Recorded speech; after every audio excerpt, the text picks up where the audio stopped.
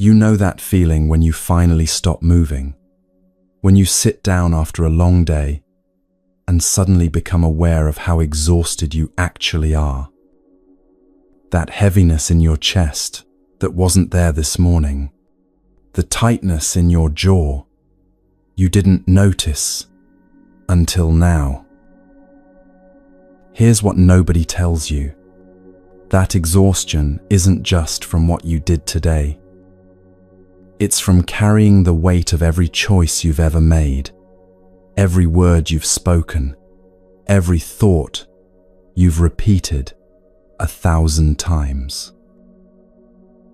Your body, your beautiful, patient body, has been keeping score. Right now, in this moment, you are the sum total of everything you've ever done. Not as judgment, not as cosmic punishment, but as simple truth, like how a garden reflects what was planted months ago. The Buddha taught this in the very first verses of the Dhammapada. He said, "All that we are is the result of what we have thought. We are formed and molded by our thoughts." If your life feels out of balance right now, if peace feels impossibly far away, if you're bone tired from trying so hard, it's because somewhere along the way, you planted seeds you didn't mean to. Seeds of rushing, seeds of pushing, seeds of never being enough. But seeds can be replanted. Get comfortable, really comfortable. Blanket, pillow, whatever helps you soften. And if it feels right, share where in the world you're listening from. Let's begin this together.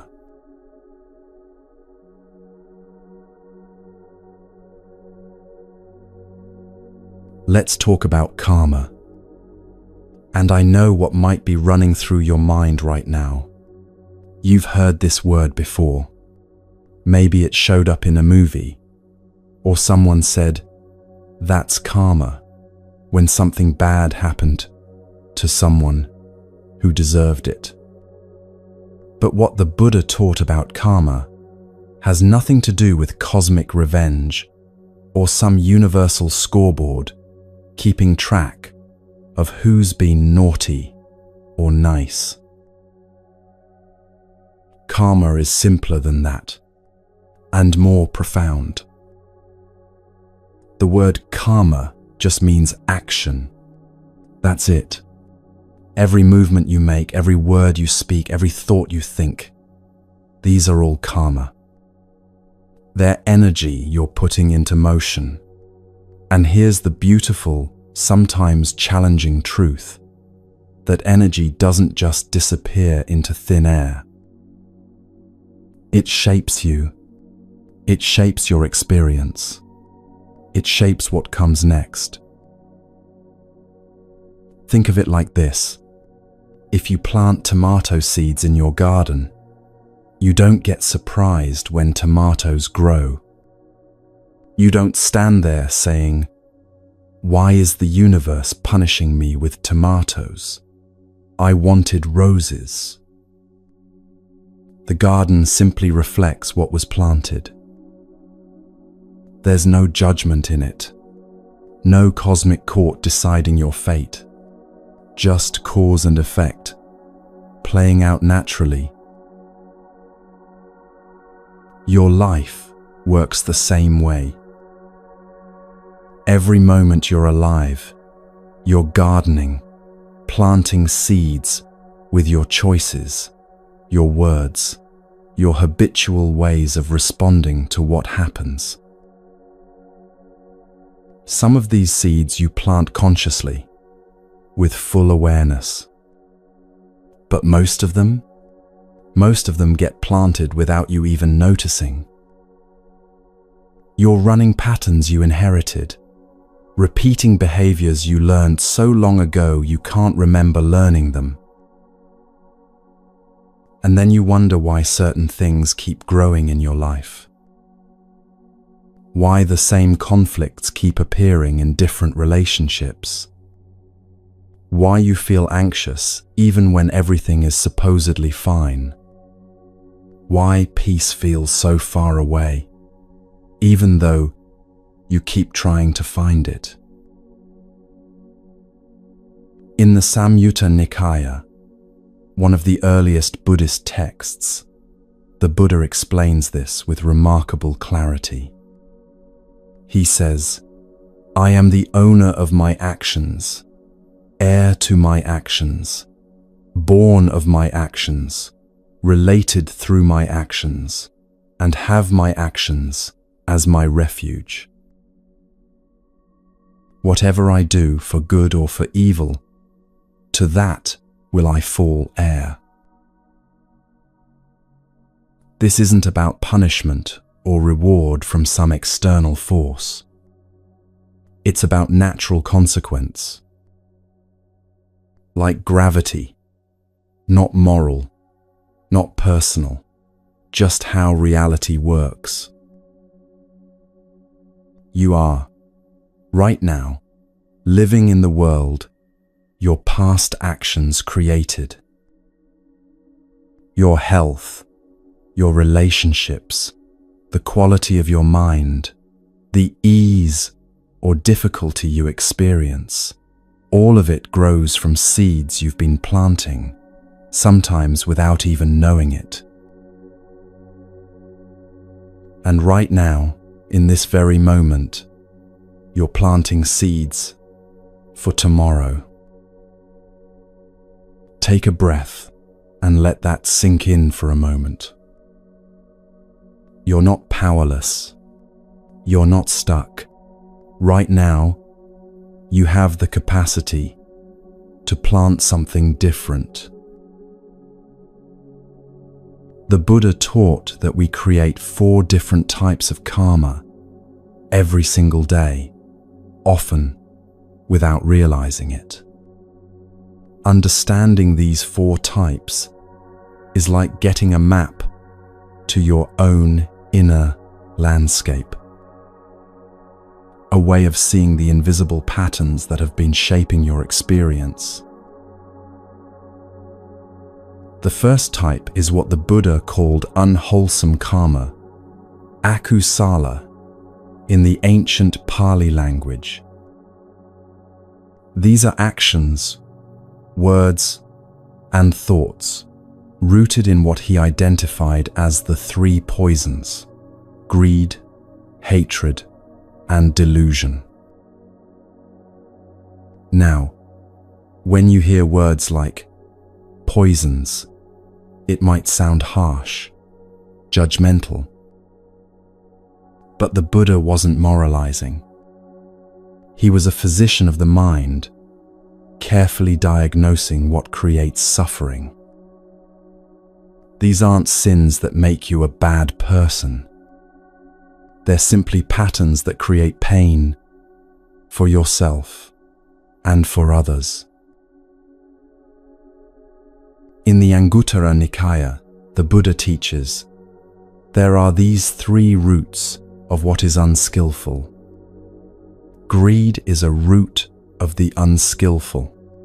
Hatred is a root of the unskillful. Delusion is a root of the unskillful. Let's look at these closely, not from a distance, but as they actually show up in your life. Greed, or we might call it craving, grasping, the compulsive reaching for what we think will make us complete. You might notice this when you want something so badly that the wanting itself becomes painful. Maybe it's wanting someone to respond to your message, and you check your phone every few minutes, your stomach tight with anticipation. Maybe it's wanting recognition at work, and you find yourself subtly competing with colleagues, putting others down to make yourself look better. Maybe it's wanting to feel different than you do right now, less anxious, less sad, less empty, so you reach for something to fill the gap.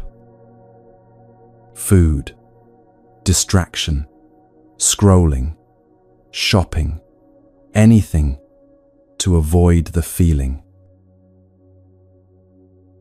And afterwards, can you notice what happens? The wanting doesn't get satisfied. It just finds a new object. The emptiness doesn't get filled. It just gets temporarily covered over. This is greed, creating its own suffering, like drinking salt water to quench your thirst. Then there's hatred, or aversion, anger, the pushing away of what is. This might be the most familiar poison for many of us. You might notice it when someone criticizes you, cuts you off in traffic, gets the promotion you wanted, says something that triggers your deepest insecurity. Something inside you catches fire instantly.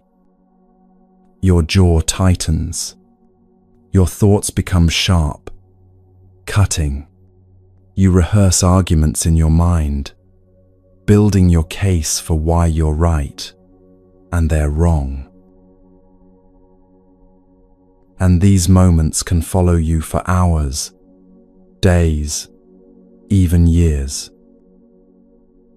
There might be people you haven't spoken to in a decade, but the argument you had with them still lives in your body, still creates tension when you think about it.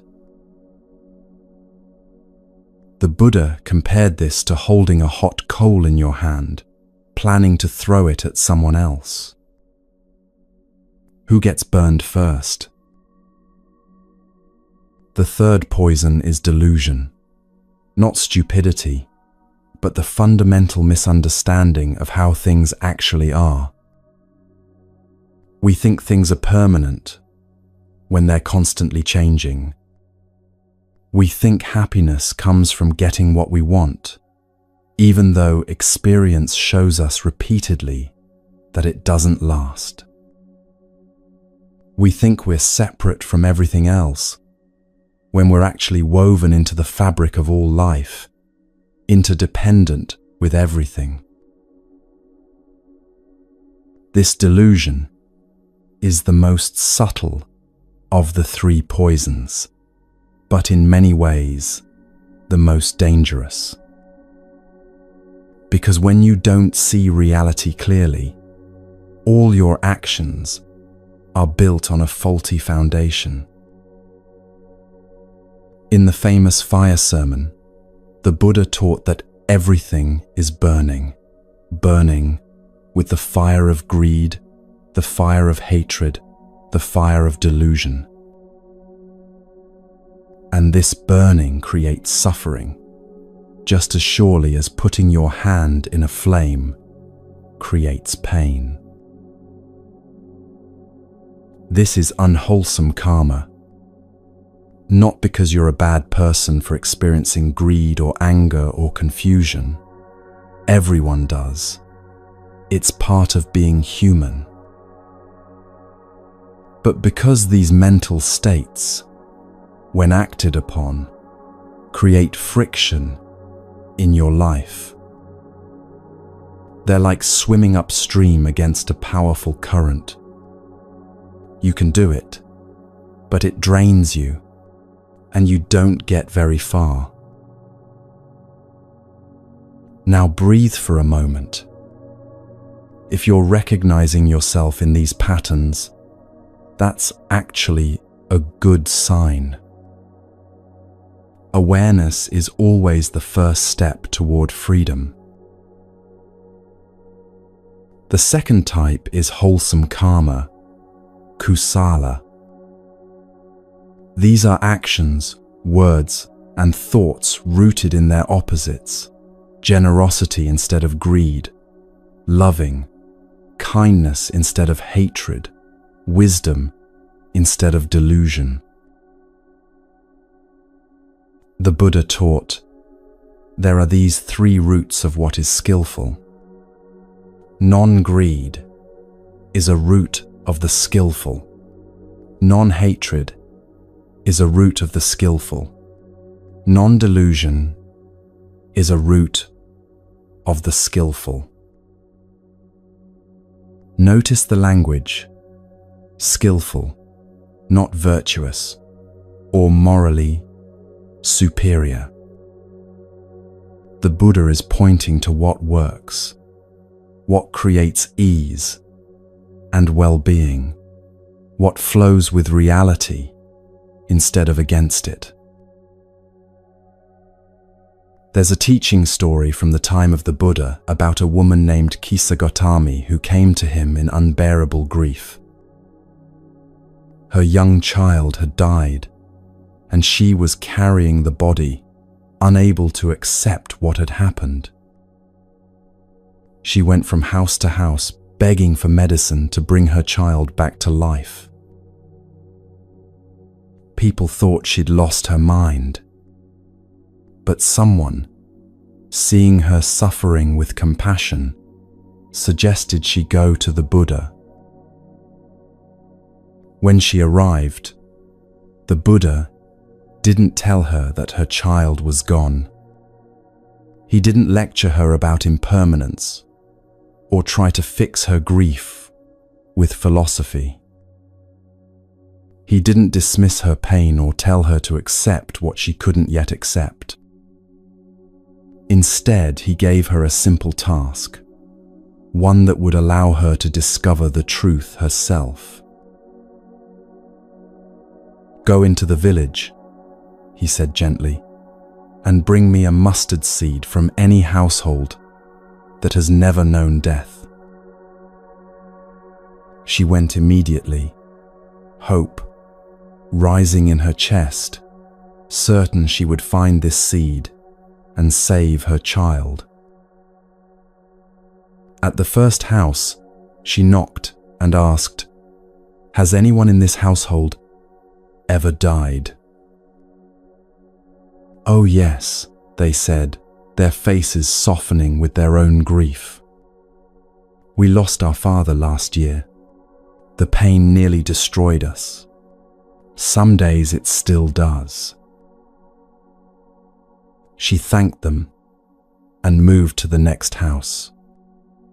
"Has death ever come here?" "Our grandmother died just last month. We still set a place for her at dinner sometimes, forgetting she's gone." House after house, the answer was the same. Every family had known loss. Every household had buried someone they loved. Death had touched everyone, the rich and the poor, the young and the old, the holy and the ordinary. By the time Kisagotami returned to the Buddha, she carried no mustard seed. But something in her had fundamentally shifted. She understood that she wasn't alone in her suffering, that death is not a punishment or an exception, but the nature of all living things. And in that understanding, not in bypassing her grief, but in seeing the truth of impermanence, she found the beginning of peace. She was able to bury her child. She became one of the Buddha's followers, and the texts say she eventually reached full awakening. This story illustrates wholesome karma, not the action of walking door to door. Anyone could do that. But the movement toward reality instead of away from it. the willingness to see what's true, even when it breaks your heart open. You might recognize this pattern in smaller moments of your own life. When you tell the truth instead of a convenient lie, even when it's uncomfortable, can you feel the relief in your chest? A lightness, an opening, a sense of alignment with what's real.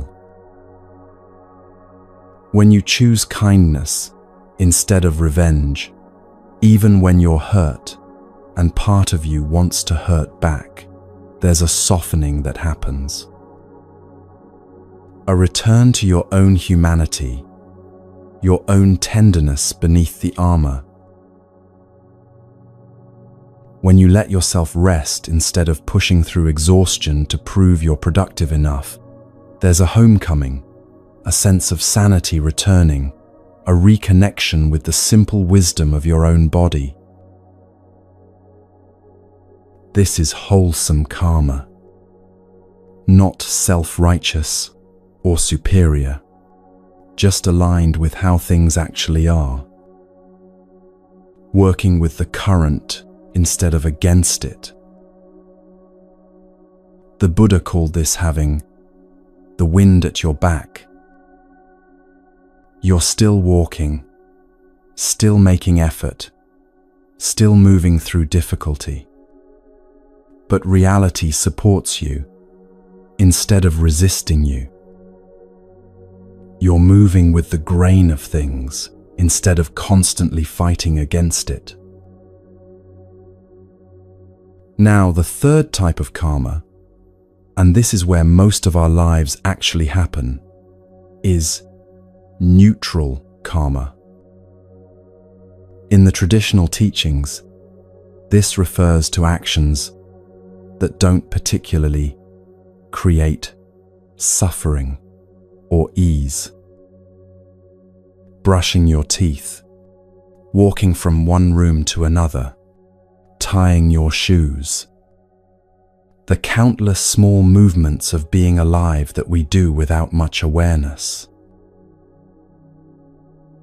Most people live 90% of their lives in this neutral zone, going through the motions on autopilot, like sleepwalkers, moving through their days, eating without tasting, scrolling without seeing, speaking without really listening to our own words, moving through life like a person only half awake. And here's where something remarkable becomes possible. What if these neutral actions, the ones you're doing anyway, the ones that fill up most of your day, could become something more? This brings us to the fourth type of karma, what the Buddha called transcendent or liberating karma. In the ancient language, this is called lokutara, that which goes beyond the world, beyond the cycle of suffering. The Majjhima Nikaya contains a discourse where the Buddha explains this. He's not talking about special holy actions reserved for monks and nuns. He's talking about any action performed with complete presence, with wisdom, with the intention to wake up and be free. There's a famous teaching story that illustrates this perfectly. A young monk came to study at a monastery with grand ambitions burning in his heart. He wanted to unlock the mysteries of consciousness, to achieve profound meditative states, to study with the great masters, to become enlightened. Instead, he was assigned to the kitchen to wash dishes. Day after day, meal after meal, there were the bowls, sticky with rice, crusted with food, never-ending. At first, he was bitter about this assignment. He'd watch other monks meditating in the hall, their faces serene and concentrated. He'd see them studying ancient texts with the senior teachers, receiving profound instructions. Meanwhile, he had dishwater-wrinkled hands and the same repetitive task that seemed to have nothing whatsoever to do with enlightenment. His teacher noticed his resentment, the tight shoulders, the clenched jaw, the way he attacked the dishes with barely contained frustration. One day, the teacher gave him new instructions. Wash each bowl as if you're washing the Buddha's own bowl. Give it your complete attention. Feel the temperature of the water on your hands. Notice the weight and texture of each dish. Watch how the soap creates bubbles that catch the light and shimmer with colors. Listen to the sound of water. Be fully present with this one simple task, as if nothing else in the entire world exists. The monk thought this was absurd, spiritual bypassing to keep him from the real teachings, a trick to make him accept his lowly position. But he tried it anyway, mostly because he had no choice. And something extraordinary happened. When he brought his full attention to washing dishes, not thinking about what he'd rather be doing, not lost in fantasies about his future enlightenment, not consumed by resentment about his present circumstances, not anywhere but right here with warm water and soap and ceramic, he discovered a quality of peace he'd never found in all his reading about meditation. The dishes didn't change. The task didn't suddenly become more important or meaningful on its own. But his relationship to it transformed completely. He found presence, clarity, stillness, the ability to be fully here, fully alive, even while doing the most ordinary thing. And in that transformation, he found what he'd been seeking all along. This is transcendent karma. Not actions that are inherently more spiritual than others, but any action, absolutely any action, performed with complete awareness, with wisdom, with the sincere intention to wake up. The Buddha taught this principle clearly in the Satipatthana Sutta, the foundational discourse on mindfulness. He said that a practitioner should bring full awareness to every activity. When walking, one knows one is walking. When standing, one knows one is standing. When sitting, one knows one is sitting. When lying down, one knows one is lying down. This sounds almost too simple to be profound. But notice what he's pointing to: complete presence with what is actually happening, rather than being lost in thoughts about the past or fantasies about the future. Meditation can be transcendent karma, or it can be just another item on your to-do list, checked off mechanically while your mind wanders the entire time. Compassion can be transcendent, or it can be performance, done because of how it makes you look, or the story you can tell about yourself as a spiritual person. Even washing dishes can become a doorway to freedom if you bring your whole self to it. The difference isn't in the action itself.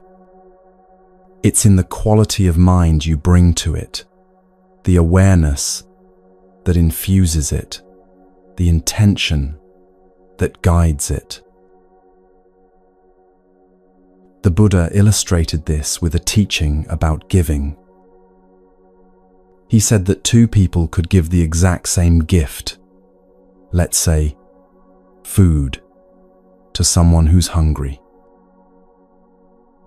One person gives because they genuinely see the suffering of hunger and want to help ease it, with no other agenda, no thought of reward, just simple human care. The other person gives because they want to be seen as generous, or because they feel guilty if they don't, or because they're trying to accumulate merit, like collecting points in some spiritual loyalty program. The external action looks identical. Same food, same hungry person, same outcome on the surface. But the karma, the imprint it leaves on the giver's mind, the seeds it plants for the future, the direction it moves them, is completely different. One creates more genuine connection, more openness of heart, more capacity to see and respond to suffering without making it about yourself.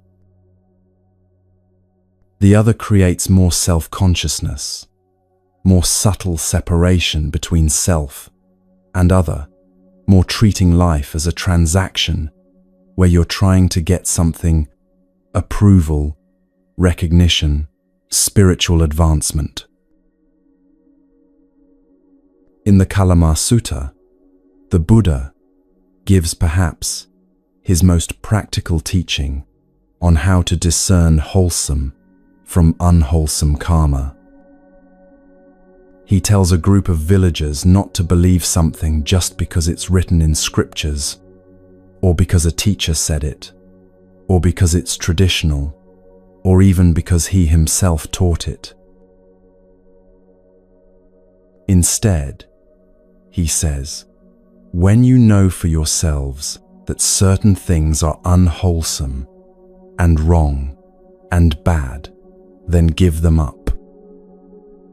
And when you know for yourselves that certain things are wholesome and good, then accept them and follow them. How do you know? By observing the results in your own direct experience. When you act from greed, from grasping, from the compulsive need to acquire or achieve, what happens in your body? Do you feel lighter or heavier? More at peace or more agitated? More connected to life or more isolated in your wanting? When you act from anger, from the need to defend yourself and prove yourself right, what's the result? Does it bring you closer to peace or further from it? Does it heal the relationship or deepen the wound? When you act from delusion, from not seeing things as they actually are, where does it lead? Does it create more clarity or more confusion? And when you act from generosity, from genuine care, from wisdom that sees the interconnection of all things, what grows from that? Your body knows the answer before your mind does. There's a felt sense of rightness when you're aligned with reality, a sense of flow, of coming home to yourself. And there's a friction, a resistance, a subtle wrongness when you're moving against the grain of things. The Buddha wasn't asking you to believe him. He was inviting you to become a scientist of your own experience, to observe carefully and honestly what creates suffering and what creates freedom. Think about your own life right now. Can you sense the difference between actions you take on autopilot and actions you do with real presence?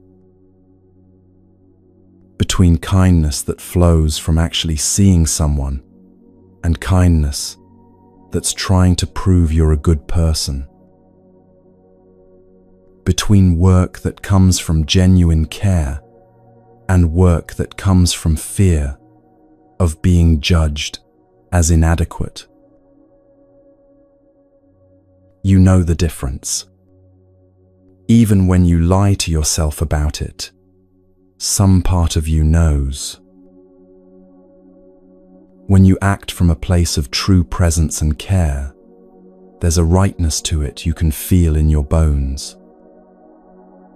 When you act from fear or habit, or the need to perform for others, there's a hollowness, an incompleteness, no matter how perfectly you execute the action. The Buddha wasn't demanding you become perfect. He wasn't asking you to transform every moment into enlightened action overnight.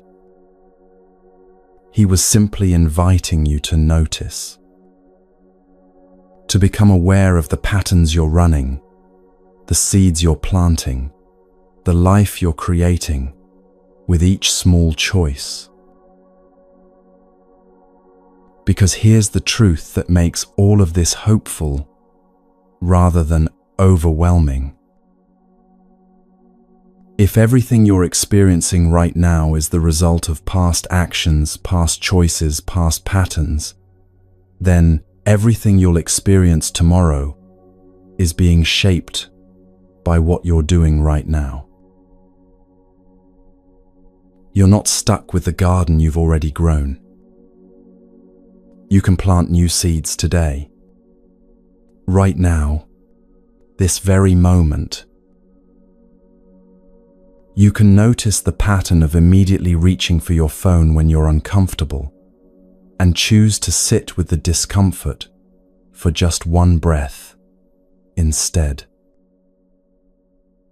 You can catch yourself about to speak harshly and choose silence or softness instead. You can feel the familiar pull toward the old harmful pattern and choose, just this once, something different. These aren't grand gestures. They're not dramatic transformations that will impress anyone or look good on social media. They're just small redirections, tiny course corrections that nobody else might even notice. But repeated over time, these small changes create massive transformation. One morning of presence instead of immediately grabbing your phone won't revolutionize your life. But 200 mornings will reshape your nervous system, your capacity for peace, your relationship with reality itself. One moment of choosing kindness instead of defensiveness won't heal a broken relationship.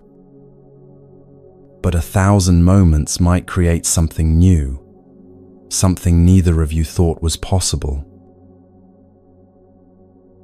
This is the map the Buddha offers you. 4 types of actions, 4 different directions your energy can move.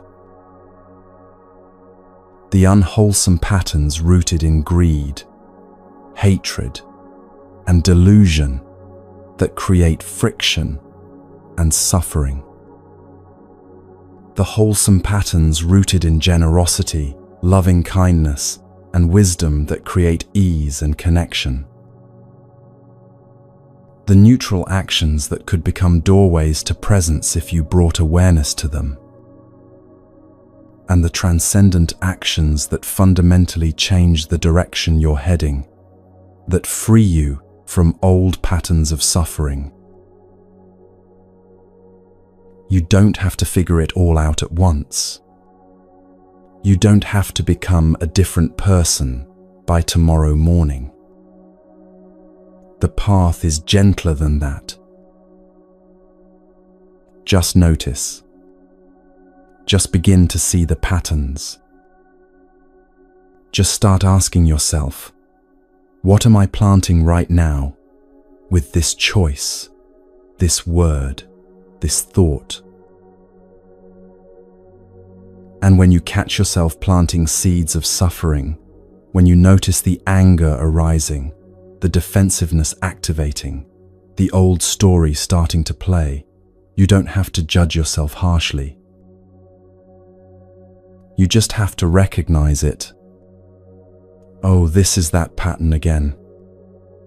This is me swimming upstream again. And then, if you can, you make a different choice.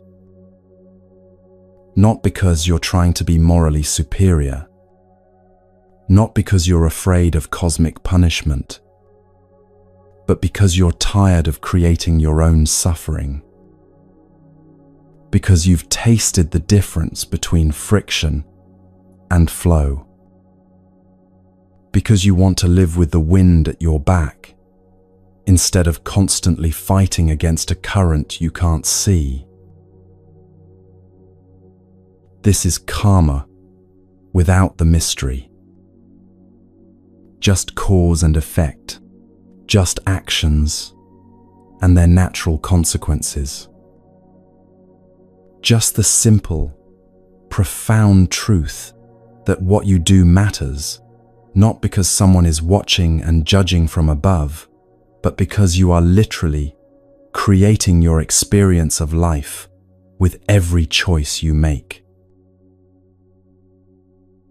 The heaviness you feel on some days, the lightness you feel on others, the quality of your relationships, the state of your mind, the experience of living in your own body. All of it, every single bit of it, growing from seeds you've planted. And right now, in this very moment, you're planting seeds for tomorrow. What do you want to grow?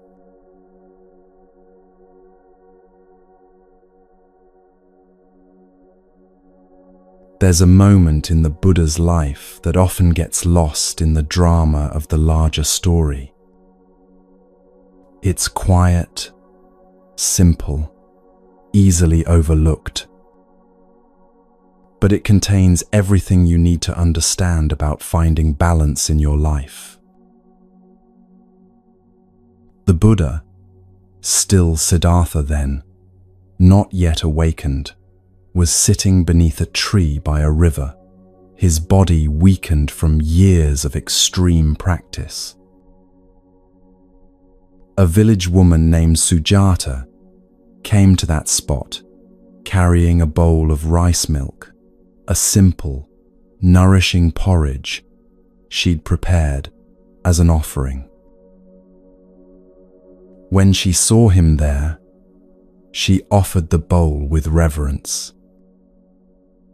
And Siddhartha, who had been refusing proper nourishment for so long, accepted it.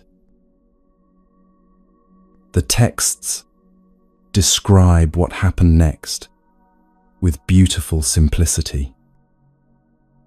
As he drank, his strength returned. His mind cleared. His body steadied. He could sit upright without collapsing.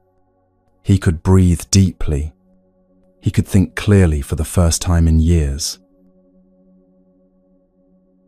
That night, properly nourished, he sat in meditation and awakened fully.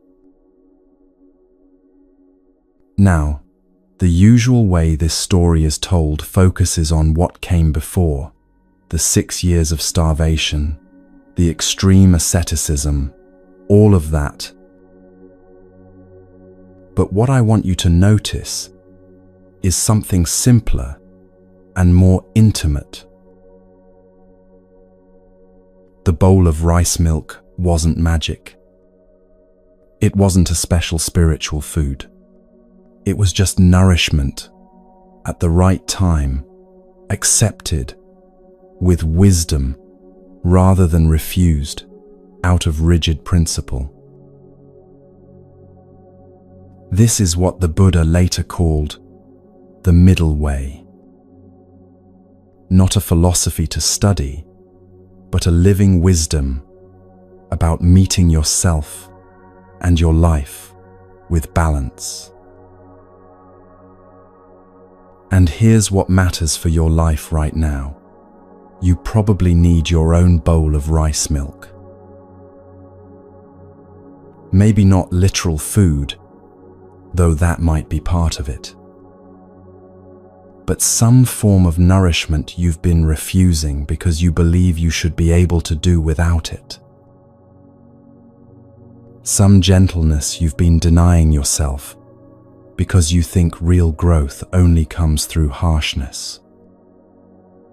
Some rest you've been avoiding because you're afraid that if you stop pushing, you'll never start again. Or maybe it's the opposite. Maybe you've been so comfortable, so careful to avoid all difficulty, that you've forgotten what it feels like to challenge yourself, to grow, to discover what you're capable of when you step beyond the familiar. The middle way addresses both of these patterns. In the Dhammacakkappavattana Sutta, the Buddha's first teaching after his awakening, he explains it clearly. He speaks of two extremes that don't lead to freedom: the extreme of indulging every comfort and desire, and the extreme of harsh self-denial and punishment. Then he says, the middle way discovered by the Tathagata avoids both these extremes. It gives vision, it gives knowledge, and it leads to peace, to direct awakening, to enlightenment. Notice what he doesn't say. He doesn't say the middle way is easy or comfortable or free from challenge. He says it gives vision, the ability to see clearly what's actually happening, rather than being lost in extremes. You might recognize these extremes in your own life. There are areas where you push yourself relentlessly, demanding perfection, allowing no space for being human. You work too many hours, say yes to everything, exercise until you're injured, expect yourself to never need rest or tenderness or help. And there are other areas where you've given up entirely, where you stay only in what's comfortable, where you avoid any challenge or growth because discomfort feels unbearable. Or you might swing between these extremes, pushing hard until you burn out, then collapsing into avoidance, then pushing hard again in a cycle that never finds sustainable ground. The Buddha understood this pattern intimately. And what he discovered wasn't a rigid middle point you find once and stay at forever. He discovered something more subtle, a constant tuning, a continuous adjustment, a responsive wisdom that keeps finding balance as circumstances change. Let me share a teaching that doesn't get talked about as much, but speaks directly to this. In the Meghiya Sutta, there's a story about a monk named Meghiya who was the Buddha's attendant. One day, Meghiya saw a beautiful mango grove and thought it would be the perfect place to meditate. He asked the Buddha for permission to go practice there. The Buddha said, "Wait a little, Meghiya. We are alone here. Wait until another monk comes." But Meghiya was insistent. He thought he'd found the perfect external conditions for practice, the beautiful grove, the quiet, the ideal setting. He asked 2 more times, and finally, the Buddha gave permission. Meghiya went to the grove and tried to meditate. But his mind wouldn't settle.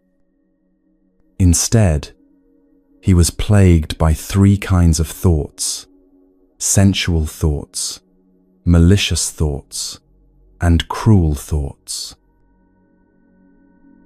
The beautiful external conditions did nothing to calm his inner turmoil. He returned to the Buddha discouraged, confused about why the perfect setting had failed him. The Buddha then taught him something profound about balance and maturity.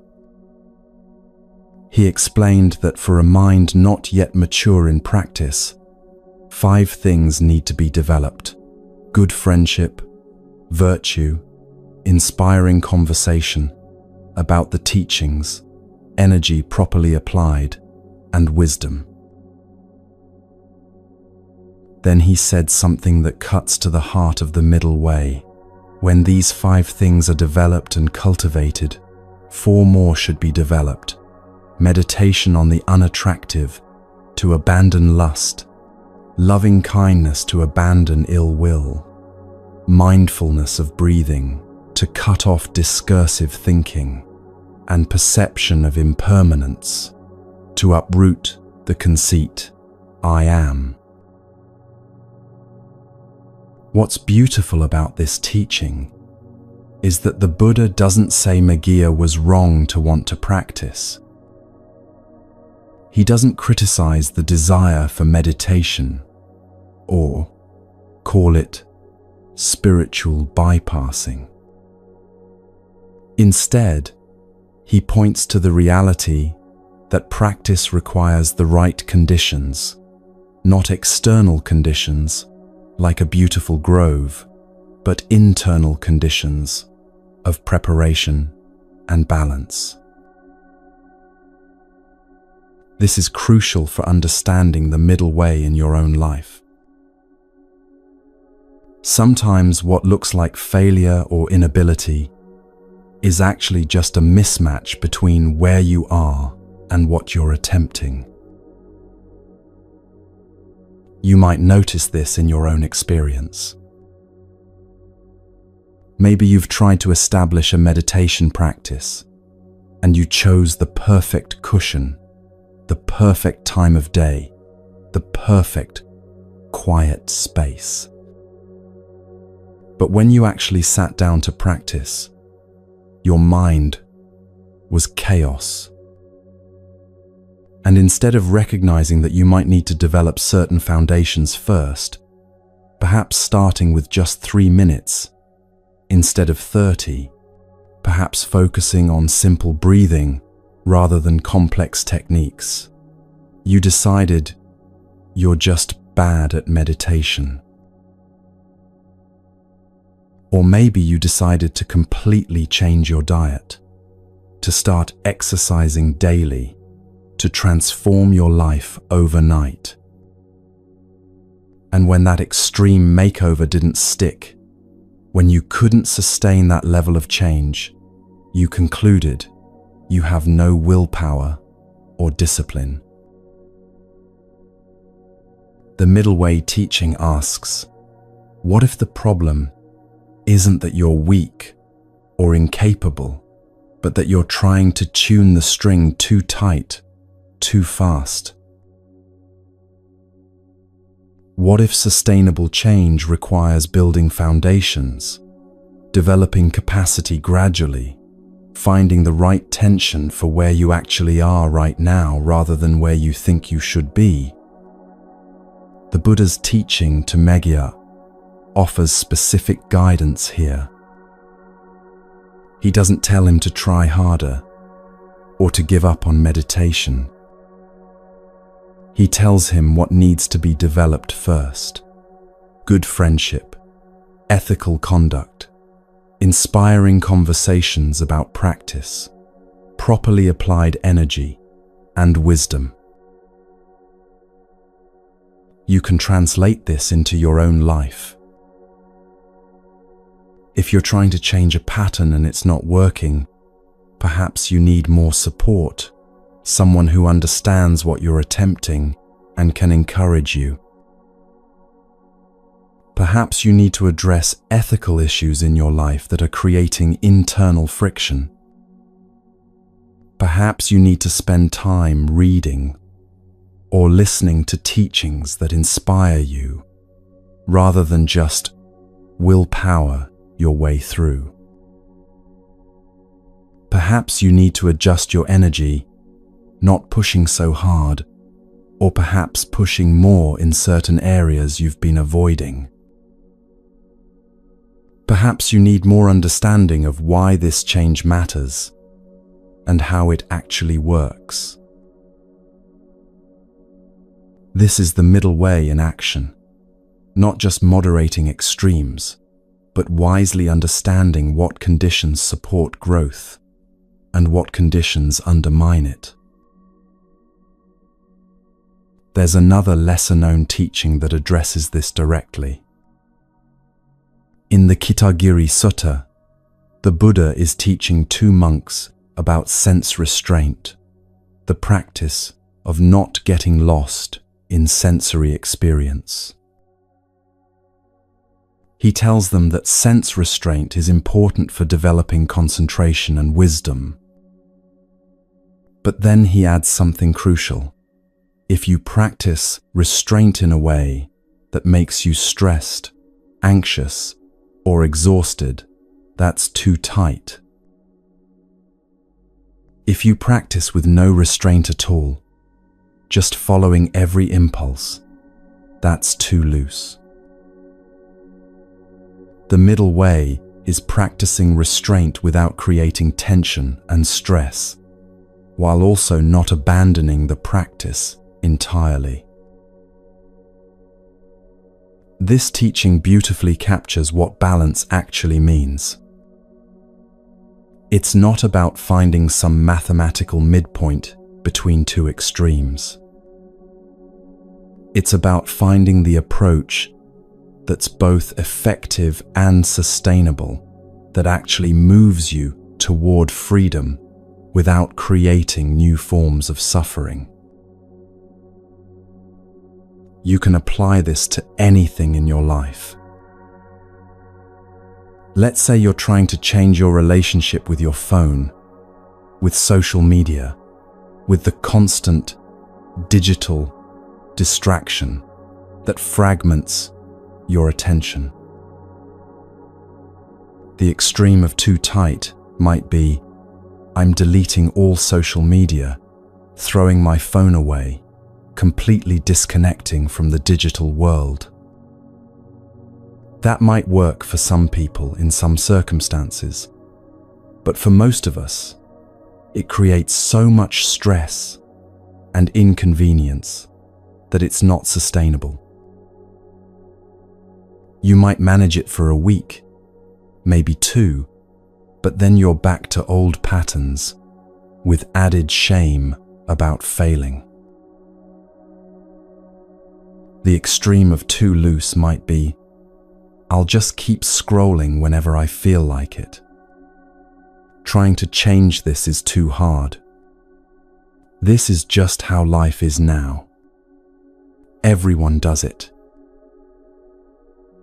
The middle way might be, I'll notice when I'm reaching for my phone out of habit rather than necessity. I'll create some simple boundaries, not checking it first thing in the morning, leaving it in another room during meals, having certain times when I'm fully present.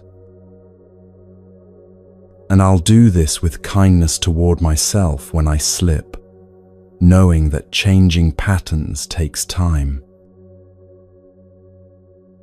Can you feel how that middle approach is neither harsh nor permissive? It has both care and discipline, both gentleness and strength. This is the wisdom the Buddha was pointing to. Not a rigid rule that applies to everyone the same way, but a living responsiveness to what's actually needed. And here's what's essential to understand. Your middle way will change as you change. What's balanced for you today might be too much or too little 6 months from now.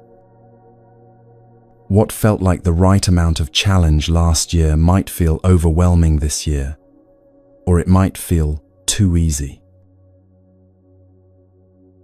In the Anguttara Nikaya, there are teachings about the seasons of practice, how sometimes you need to emphasize energy and effort, and other times you need to emphasize tranquility and ease. The wise practitioner knows which season they're in and adjusts accordingly. Think about the natural world for a moment. A tree doesn't push for growth in winter. It doesn't berate itself for going dormant, for pulling energy inward, for appearing to do nothing while its roots consolidate and prepare for spring. And in spring, it doesn't hold back out of fear or doubt. It doesn't say, I've been resting so long, maybe I should rest a little more to be safe. It responds to the conditions, putting out new growth, using the energy it stored during winter. Summer brings a different energy, full expression, ripening, the abundance of growth realized. And then autumn asks for something else, letting go, releasing what's no longer needed, preparing again for rest. You have seasons too. Times when you have energy and capacity for growth, for challenge, for pushing your edges. Times when what you planted earlier is ripening, and you need to simply maintain and allow. And times when you need to let things fall away, to consolidate, to rest, to be gentle with yourself, while your system integrates and prepares for the next phase. The middle way isn't about maintaining the same level of effort all the time. It's about being honest with yourself, about what season you're in, and responding wisely. You might notice, for instance, that there are weeks when you wake up with energy, with clarity, with a natural momentum toward practice and growth. In those times, the middle way might mean riding that wave, not pushing so hard you burn out, but also not holding back out of habit or fear. And there are other times when you wake up already depleted, when life has asked more of you than you have to give, when just getting through the day feels like an accomplishment. In those times, the middle way looks completely different. It might mean radical rest, minimal expectations, tremendous gentleness with yourself.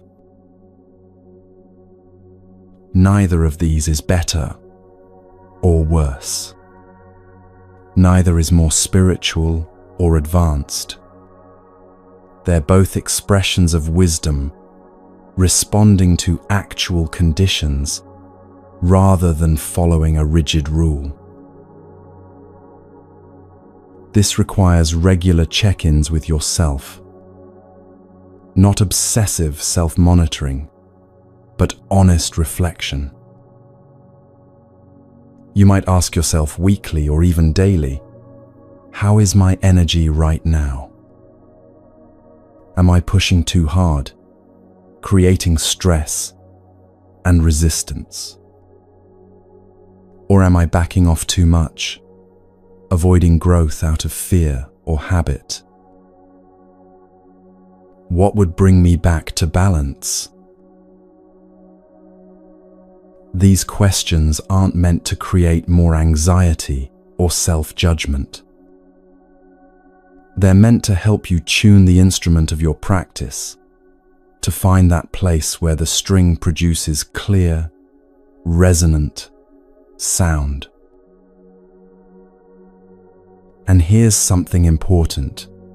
You'll need to learn the difference between the discomfort of healthy challenge and the distress of pushing too far. Healthy challenge feels enlivening even when it's difficult. There's a sense of stretching into new capacity, of discovering what you're capable of. Your body might be working hard, but there's a quality of aliveness to it, not depletion. Pushing too far feels different. There's a brittleness to it, a sense of forcing, a quality of violence toward yourself, even if it's subtle.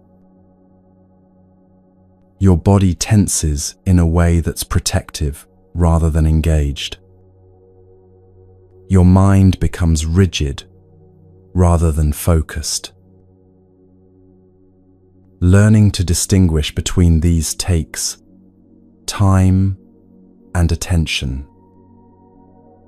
You have to actually feel into your experience rather than just following rules about what you should be doing. This is part of what the Buddha meant when he said, "The middle way gives vision." It develops your capacity to see clearly what's actually happening in your body and mind, rather than just following concepts about what practice should look like. And sometimes you'll get it wrong. You'll tune too tight or too loose. You'll think you're in balance, and then realize you've drifted into an extreme. This is part of the process. This is how you learn where your edges are, what balance actually feels like in your body and mind. The invitation is to meet these moments of imbalance with curiosity rather than judgment. Oh, interesting. I've been pushing too hard and now I'm exhausted. What can I learn from this? How can I adjust? Or, oh, I notice I've been avoiding all challenge for weeks now, staying only in comfort. What gentle step toward growth might serve me right now? This is what the Buddha meant when he said the middle way gives vision. It's the vision to see clearly what's actually happening, rather than being lost in rigid rules or complete chaos. The Buddha also taught that the middle way requires what we might call self-compassion, though he used different language for it. In the Metta Sutta, the discourse on loving kindness, he teaches that we should develop a heart of loving kindness for all beings, including ourselves. This isn't self-indulgence. It's wisdom. Because if you treat yourself harshly, if you demand perfection and punish yourself for being human, you're tuning the string too tight. It will break, or it will create such an unpleasant sound that you'll abandon the practice entirely. But if you're so gentle that you never challenge yourself, never ask yourself to grow beyond what's comfortable, you're tuning the string too loose. It won't produce the clear tone of awakening. The middle way holds both, the compassion that allows you to be human and imperfect, and the wisdom that knows growth requires stepping beyond the familiar. Think about how you speak to yourself when you make a mistake or fall short of your expectations. Is your inner voice harsh, critical, demanding? Or is it so permissive that it never encourages you toward growth? The middle way voice might sound like, "Yes, you slipped into that old pattern again. That's okay. You're learning. What do you notice about what triggered it? What might you do differently next time?" It's honest, without being cruel. It acknowledges the reality, without creating shame. It holds space for growth, without demanding perfection. This is the path the Buddha discovered that day when he accepted the bowl of rice milk from Sujata. Not the extreme of punishing the body to free the mind. Not the extreme of indulging every desire and never challenging yourself. But the wise middle path that nourishes what needs to be nourished and challenges what needs to be challenged. And this path is available to you right now. You don't need to wait until you've reached some extreme before you find balance. You can start tuning the string today, listening for that tone that resonates true. Where in your life are you pushing too hard? Where are you avoiding growth? Where do you need more nourishment? And where do you need more challenge? These aren't questions to answer once and be done with. They're questions to keep asking, to keep exploring as your life unfolds and changes. The middle way isn't a destination. It's a way of walking, a way of being, a continuous adjustment toward balance and wisdom. And right now, in this moment, you can take one small step toward that balance. Not a dramatic transformation, not a complete overhaul of your life. Just one honest look at where you are, and one gentle adjustment toward the middle.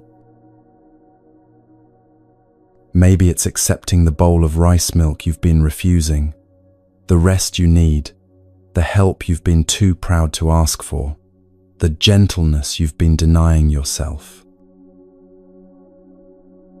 Or maybe it's stepping out of comfort into healthy challenge, having that difficult conversation, starting that practice you've been avoiding, taking one small risk toward growth. That's all the Buddha is asking. That's all this ancient teaching requires. Just the willingness to keep tuning, to keep listening, to keep finding your way back to balance when you drift into extremes. This is the path that leads to peace. Not someday, not when you finally get it perfect, but right here, right now, in the honest, imperfect process of finding your way.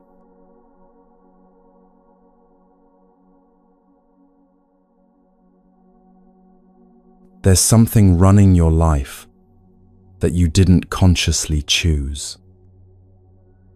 Patterns so familiar, you don't even notice them anymore. Ways of responding, ways of speaking, ways of moving through your day that happen automatically, like a program running in the background of your mind. You might notice this when you suddenly realize you've eaten an entire meal without tasting a single bite. Or when you find yourself in the middle of an argument you didn't mean to start, saying words you've said 100 times before, following a script you don't remember writing. Or when you reach for your phone without even deciding to, your hand moving before your conscious mind registers the impulse. These aren't moral failures. They're not signs that something is fundamentally wrong with you. They're just patterns, habits of body and mind that formed over time, often when you weren't paying attention, often in response to pain or fear or circumstances you couldn't control. The Buddha taught about this with remarkable clarity in the Abhidhamma, the detailed analysis of mental processes. He explained that most of our actions don't arise from conscious choice. They arise from sankhara, mental formations, conditioning, the accumulated patterns of how we've responded to life again and again.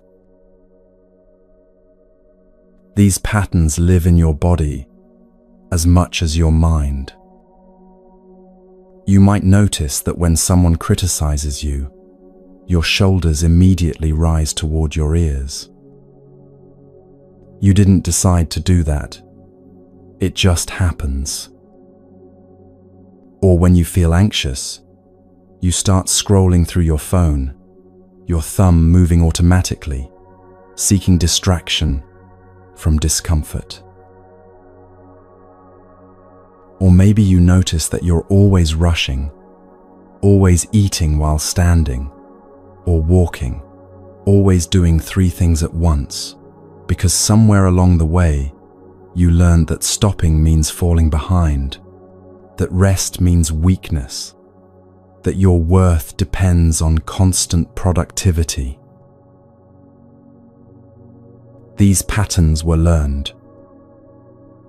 Someone taught you, maybe explicitly, maybe through their own example, that your value comes from doing, not being. That stillness is laziness. That if you're not constantly proving yourself, you're not enough. And now that pattern runs automatically, like software installed so long ago you can't remember the installation. It's become part of how you move through the world, so deeply embedded that it feels like who you are, rather than something you learned. The Buddha's teaching on releasing harmful patterns begins with something beautifully simple, just noticing. Not judging, not fixing, not immediately trying to change. Just seeing clearly what's actually happening. In the Satipatthana Sutta, the foundational discourse on mindfulness, the Buddha teaches, a practitioner, when going, understands, I am going. When standing, understands, I am standing.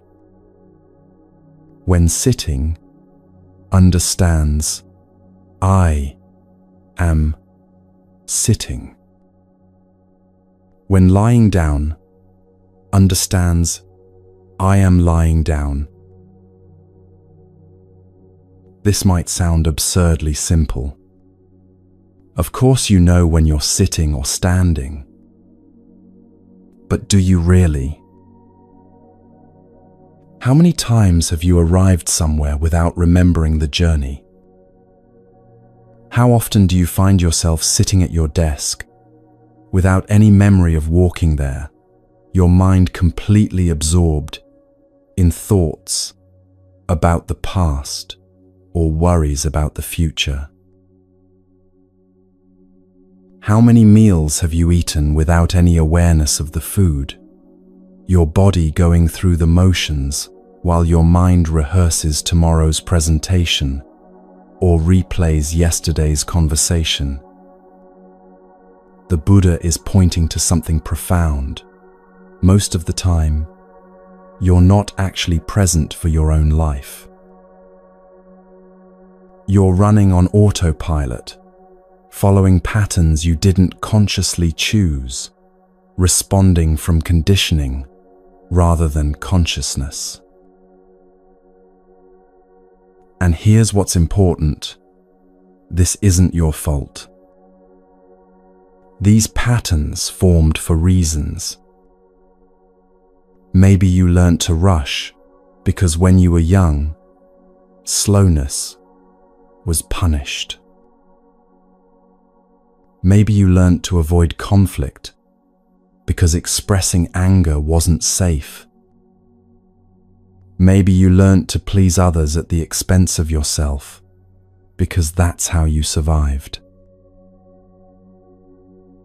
The child you were did what they needed to do to make it through. Those patterns served you once. They protected you, helped you navigate difficult circumstances, kept you as safe as you could be. But now those same patterns might be creating the very suffering you're trying to escape.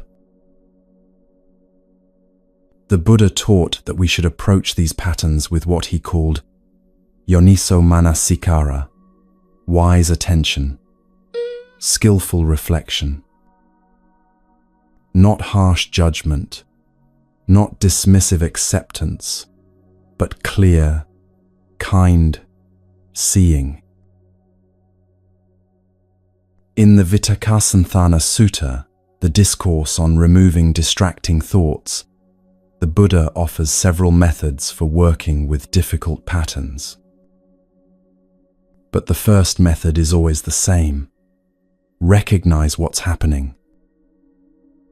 Just see it clearly. You might start to notice, for instance, that you have a pattern of saying yes when you mean no. Someone asks you to take on another project, another commitment, and before you've even considered whether you have the capacity, before you've checked in with your actual energy level or existing obligations, you hear yourself saying, "Sure, I can do that." And then you're driving home or lying in bed that night, and you feel it, that familiar heaviness in your chest, that sense of being trapped by your own inability to set boundaries, that resentment building toward a person who simply asked you a question. The first step isn't to force yourself to start saying no. The first step is just to notice the pattern, to see it clearly, without layering shame on top of it. Oh, I did it again. I said yes when I meant no. This is a pattern I run. Interesting. That's all. Just seeing. But that seeing is powerful, because you can't change a pattern you don't recognize. And recognition is the beginning of freedom. The Buddha taught that once you begin to see your patterns clearly, you can start to make conscious choices about which ones to keep and which ones to release. But this requires something he called sila, often translated as ethics or morality, but more accurately understood as a wise way of living that doesn't create suffering. In the Upali Sutta, the Buddha explains that ethical conduct isn't about following commandments from an external authority. It's about understanding cause and effect, seeing clearly that certain actions lead to suffering and certain actions lead to peace. He taught that we need to create what we might call ethical anchors, commitments we make to ourselves when we're clear and calm, commitments that protect us when we're not. You might notice this need in your own life. There are moments of clarity when you see with perfect precision what you need to do differently. You see that you need to stop checking work email after 8 p.m. because it's destroying your sleep and your peace. You see that you need to have that difficult conversation you've been avoiding. You see that you need to stop drinking so much because it's not serving you anymore, even though it temporarily numbs the discomfort. In those moments of clarity, you know what's true. You know what would serve your well-being, what would align with your deepest values. But then the moment passes.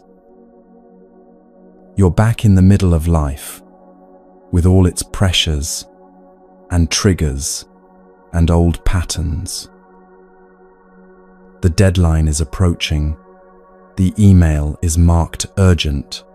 Your boss is asking for immediate response. And suddenly, that clarity about boundaries feels far away, irrelevant, impractical. Or you're at a social gathering and everyone's drinking, and you remember your clarity about alcohol, but you also feel the pull of old habits, the desire to fit in, the discomfort of being different, the fear of being asked why you're not drinking. And your commitment wavers. This is why the Buddha taught about making commitments, not as rigid rules that make you feel guilty when you break them, but as gifts from your clear self to your struggling self. The traditional Buddhist practice is taking precepts, ethical guidelines that protect you from creating suffering. But before we look at the specific precepts, let's understand the spirit behind them. When you're calm and clear, you can see what truly serves your peace and what undermines it.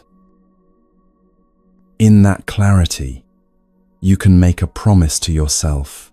When I'm triggered, when I'm afraid, when I'm caught in old patterns, I'll remember this clarity. I'll have this commitment to guide me back. This isn't about becoming perfect or never making mistakes.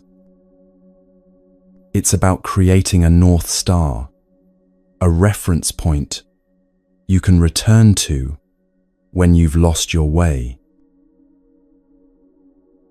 Think about it this way. Imagine you're standing on a mountaintop with a clear view of the landscape below.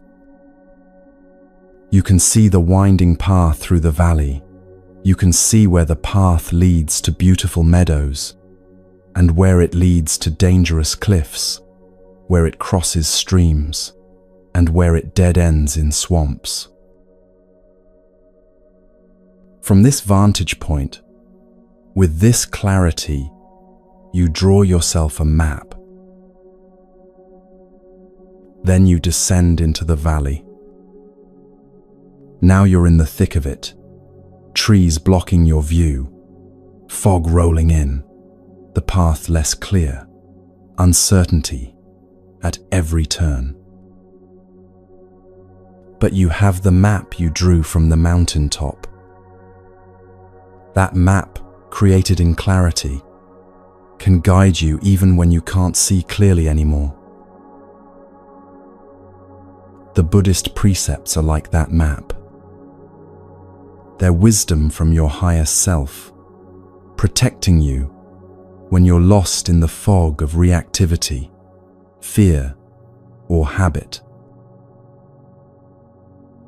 The Buddha offered 5 basic precepts as a foundation for ethical conduct. Not as commandments from an external God, but as observations about what creates suffering and what creates peace. Not as burdens, but as gifts you give yourself. Let's look at each one, not as abstract rules, but as practical wisdom for your actual life. The first precept is traditionally translated as not killing or not taking life. At its most obvious level, this means not murdering, not deliberately ending another person's life. Most of us aren't struggling with that one. But the precept goes deeper. It's about recognizing the preciousness of all life and choosing not to cause harm. You might notice this playing out when you're about to kill a spider in your house. That moment of choice. Do you end this small life because it's inconvenient?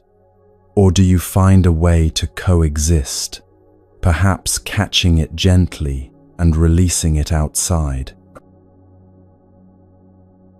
The precept also extends to how you treat your own life force, your own vitality.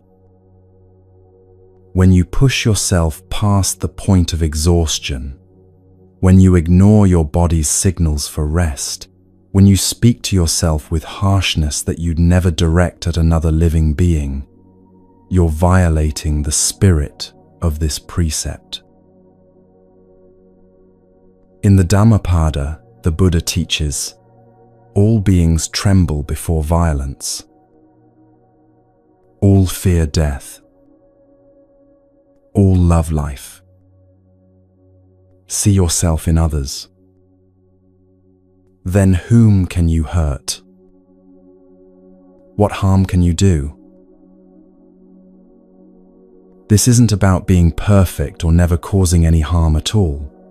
That's impossible in a world where simply eating requires the death of plants, where walking might step on insects, where our very existence has some impact. It's about cultivating awareness and minimizing harm where you reasonably can. It's about asking yourself, is this action protecting life or diminishing it? Am I moving toward more care or more carelessness? Does this serve life or does it serve my temporary convenience? The second precept is about not taking what isn't freely given, traditionally called not stealing. Again, most of us aren't shoplifting or robbing banks. But the precept addresses something more subtle, our relationship with resources, with what belongs to others, with the earth itself. You might notice this when you're at work, and you take office supplies home without asking, telling yourself, it doesn't matter, the company can afford it. Or when you use someone else's time without consideration, showing up late consistently, expecting them to wait, treating their time as less valuable than yours. Or when you consume far more than you need, food, energy, goods, while others go without. The precept also speaks to how you use your own resources.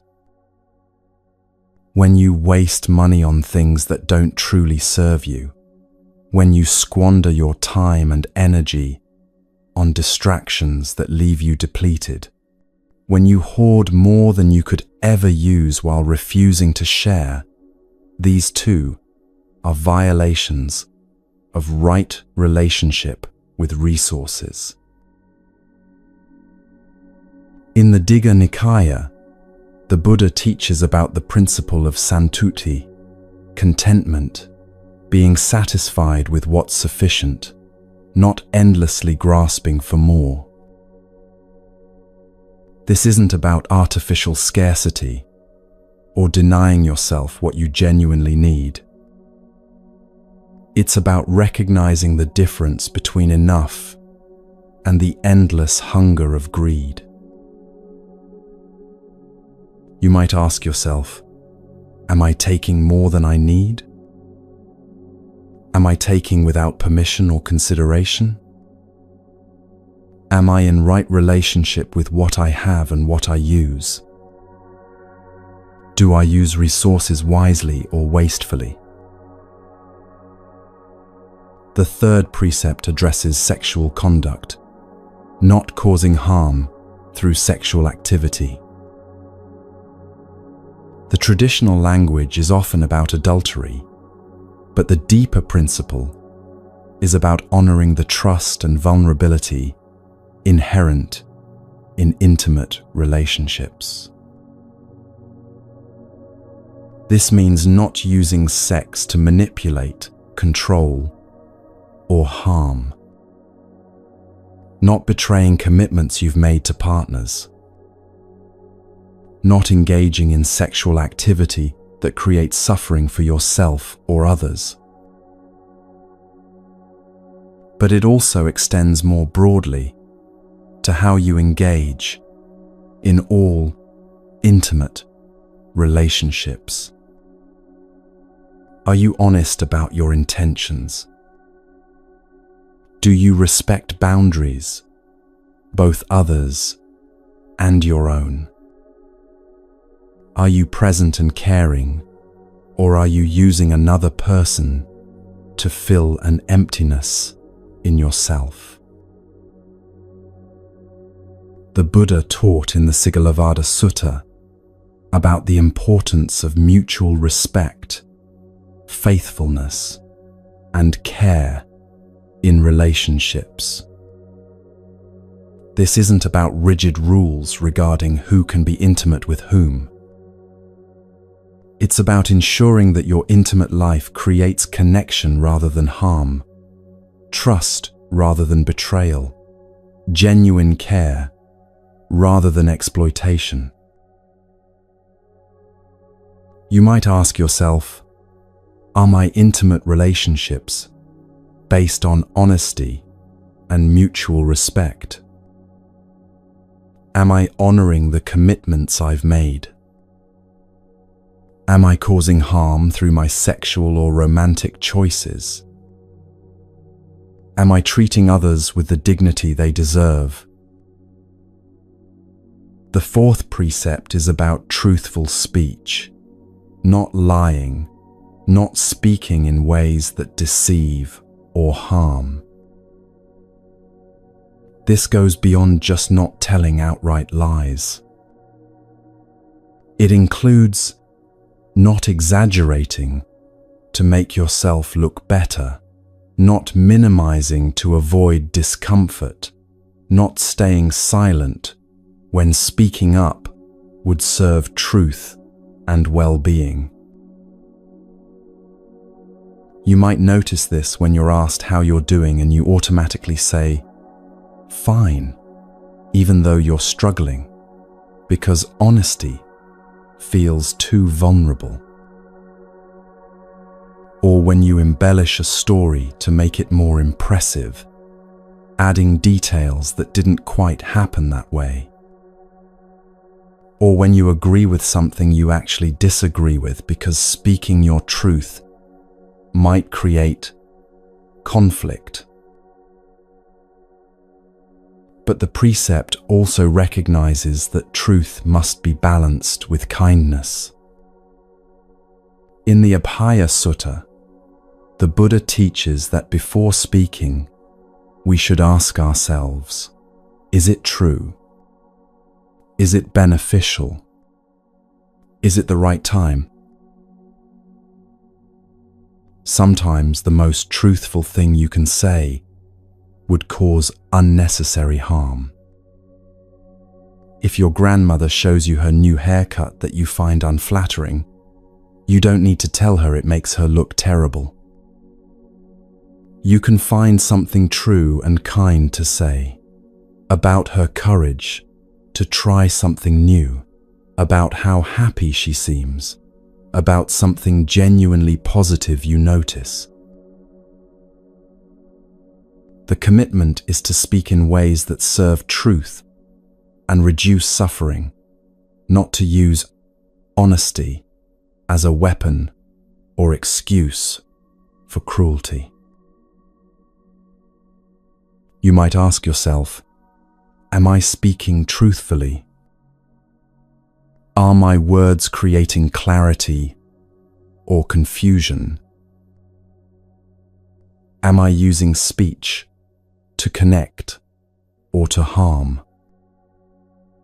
Is what I'm about to say true, beneficial, and timely? The fifth precept addresses intoxicants, not consuming substances that cloud the mind and lead to heedlessness.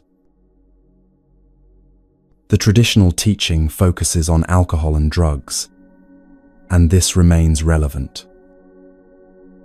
When you're intoxicated, you lose access to your clarity, your judgment, your ability to keep your other commitments.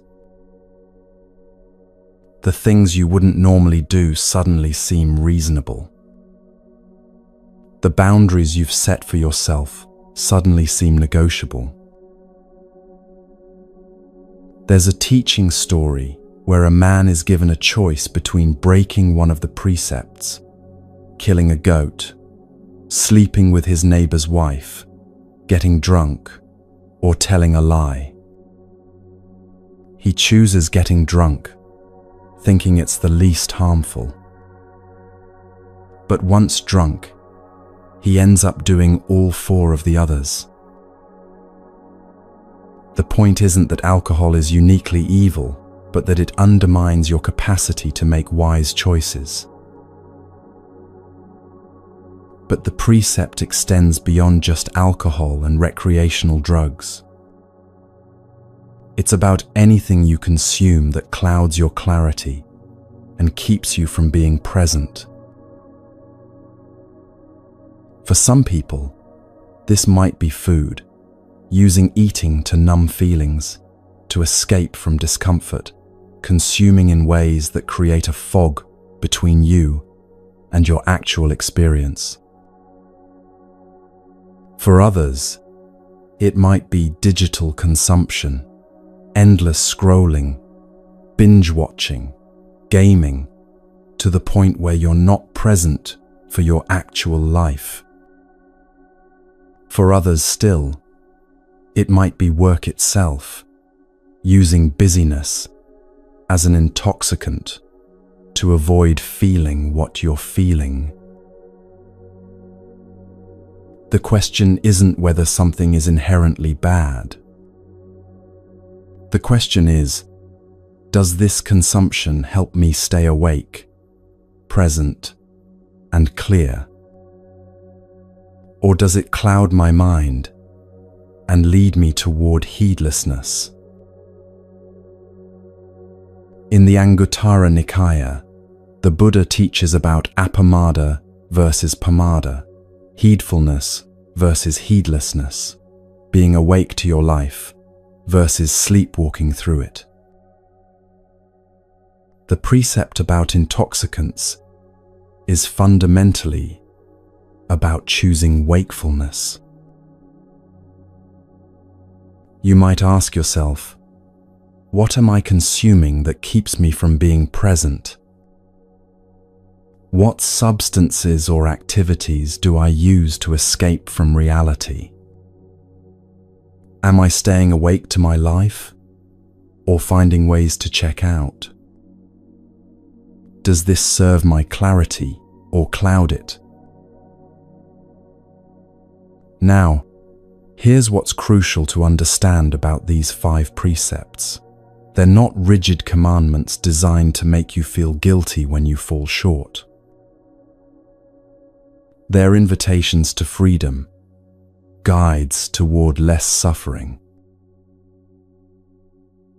Each precept is essentially asking, would you like to suffer less? Would you like more peace in your life? Then here's a pattern to notice and gently release. When you harm life, including your own, through harsh self-treatment, you create suffering. When you take what isn't given, you create suffering. When you betray trust in intimate relationships, you create suffering. When you speak dishonestly, you create suffering. When you cloud your mind with intoxicants, you create conditions for all kinds of suffering. The precepts aren't asking you to be perfect. They're asking you to become aware of these patterns and to gently, gradually move toward less harm and more care. You might work with these precepts by choosing one to focus on for a week or a month. Not trying to achieve perfection, but just bringing awareness to how this pattern shows up in your life. Maybe you choose to work with truthful speech. For 1 week, you simply notice when you're tempted to lie, exaggerate, or hide truth. You don't necessarily force yourself to be perfectly honest in every moment. That might not be wise or kind. You just notice the impulse, the pattern, the habit. And maybe, when it feels possible and appropriate, you choose truth over deception. Just once. Just in this moment. And you notice how that feels. The relief, perhaps, or the vulnerability, or both. This is how transformation happens. not through dramatic overnight change, but through small, repeated choices toward clarity and care. The Buddha taught that keeping these precepts isn't a burden. It's a form of self-love, a way of protecting yourself from creating suffering. Each precept is a gift you give to your future self, a commitment that says, even when I'm triggered, even when I'm scared, even when I want to fall back into old patterns, I've decided to move toward less harm and more peace. And when you do break a precept, when you lie, when you harm, when you betray your own commitments, the practice isn't self-flagellation. The practice is honest acknowledgement, genuine remorse that comes from seeing the harm created, and renewed commitment to do differently next time. In the Angulimala Sutta, there's a teaching about a man who had killed many people and then, upon meeting the Buddha, completely transformed his life. The Buddha didn't say his past made him irredeemable. He said, "You were heedless before. Now be heedful. That's what matters." This is the spirit of working with the precepts. You've been heedless, running patterns you didn't choose, creating suffering without fully realizing it. Now you're becoming aware. Now you're choosing differently. That's what matters. The patterns that have been running your life don't have to keep running you. You can see them clearly, without shame, just as they are. You can make commitments in your moments of clarity that protect you in moments of confusion. And you can use these 5 simple guidelines as a map back to peace when you've lost your way. This is how you release what hurts, not through force or harsh judgment, but through gentle awareness, wise commitment, and patient practice. One pattern at a time, one choice at a time, one breath at a time. The freedom you're seeking isn't far away. It's right here. In each moment, you choose awareness over autopilot, care over carelessness, truth over deception, presence over numbness. And that choice is always available to you. Right now, in this very moment.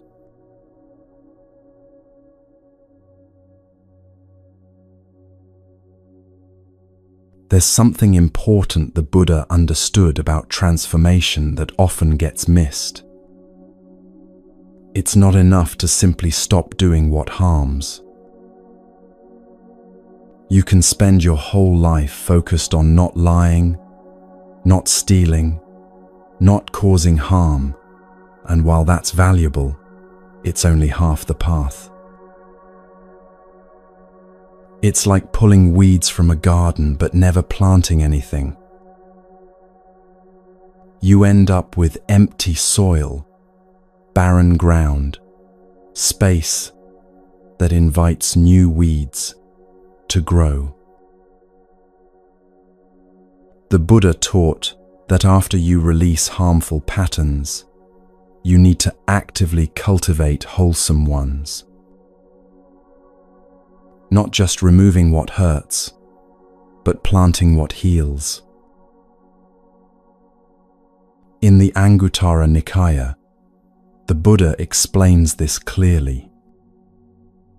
He says that ethical conduct has 2 aspects: restraint from harmful actions, and active cultivation of beneficial ones.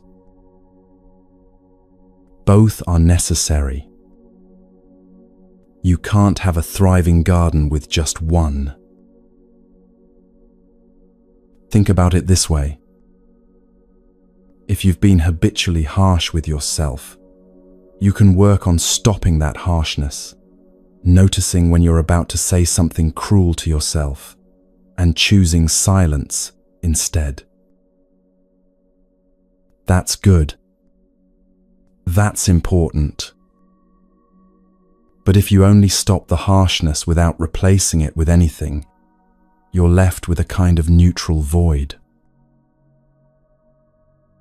What transforms you is actively cultivating kindness toward yourself, speaking to yourself the way you'd speak to someone you dearly love, offering yourself encouragement and tenderness, treating your struggles with compassion. The positive practice doesn't just fill the space left by what you've removed. It actually makes it easier to maintain the restraint. When you're actively nourishing yourself with kindness, harsh self-talk naturally has less appeal. When you're actively generous, hoarding loses its grip. When you're actively protecting life, causing harm feels more and more foreign to who you're becoming. This is why the Buddha didn't just teach 5 precepts about what not to do. He also taught their positive counterparts, active commitments to what you will do, what you will cultivate, what you will become.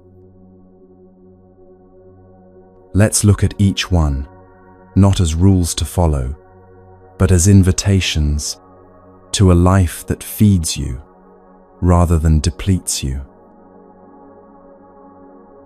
Where the first precept says, not killing, not harming life, the positive practice is actively protecting and nurturing life.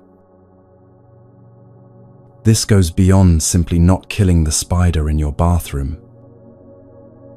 It's about becoming someone who notices life, who values it, who looks for ways to support and protect it. You might notice opportunities for this throughout your day. When you see a plant wilting, you water it. When you notice an insect struggling in water, you help it out.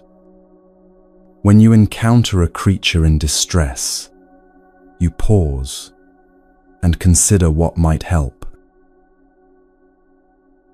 But it also extends to how you treat yourself. Your own life force, your own vitality, this too deserves protection and care. In the Karaniya Metta Sutta, the Buddha's discourse on loving kindness, he teaches, just as a mother would protect her only child with her life, even so let one cultivate a boundless love toward all beings. Notice he doesn't say all beings except yourself. You are included in that circle of care. This means noticing when you're depleted and choosing rest. Noticing when you're hungry and feeding yourself with care, not just convenience. Noticing when your body needs movement and offering it gentle activity. Noticing when your mind needs quiet and creating space for stillness. It means treating your health as sacred, not in some lofty spiritual sense, but in the practical sense that this body is the vehicle for your practice, your growth, your capacity to be of service. When you actively protect life, something shifts in how you move through the world. You become more careful, more attentive, more gentle. You start to notice the life you might have previously overlooked. The birds singing outside your window, the tree providing shade on a hot day, the insects working in the garden. This awareness itself is healing. It connects you to something larger than your own small concerns, reminds you that you're part of an intricate web of living things, all struggling to survive, all worthy of care.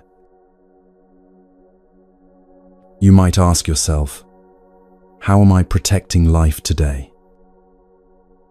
Not just avoiding harm, but actively nurturing, supporting, caring for the life around me and within me. And here's what's beautiful about this practice. It changes you. The more you actively protect and care for life, the more sensitive you become to suffering, the more natural it becomes to move with gentleness rather than force. There's a story in the Jataka tales about the Buddha in a past life as a merchant who, while traveling through the desert, discovered his caravan's water supply was about to run out. They dug for water and finally found it, but there was a family of quail nesting where they needed to dig. The merchant had a choice. He could disturb the nest to access the water his people desperately needed, or he could move on and risk everyone's life. He chose to protect the birds and search elsewhere. They found water in another location. Everyone survived. The teaching isn't that you should always sacrifice human needs for animal welfare. The teaching is that reverence for life, all life, can guide you to solutions that protect everyone when you're willing to look for them. Where the second precept says, not taking what isn't given, the positive practice is generosity, actively giving, sharing, offering what you have. This is one of the most celebrated practices in Buddhism. Dana, generosity, is considered the foundation of spiritual life. In the Dhammapada, the Buddha teaches, if beings knew, as I know, the results of giving and sharing, they would not eat without first giving, nor would the stain of selfishness overcome their minds.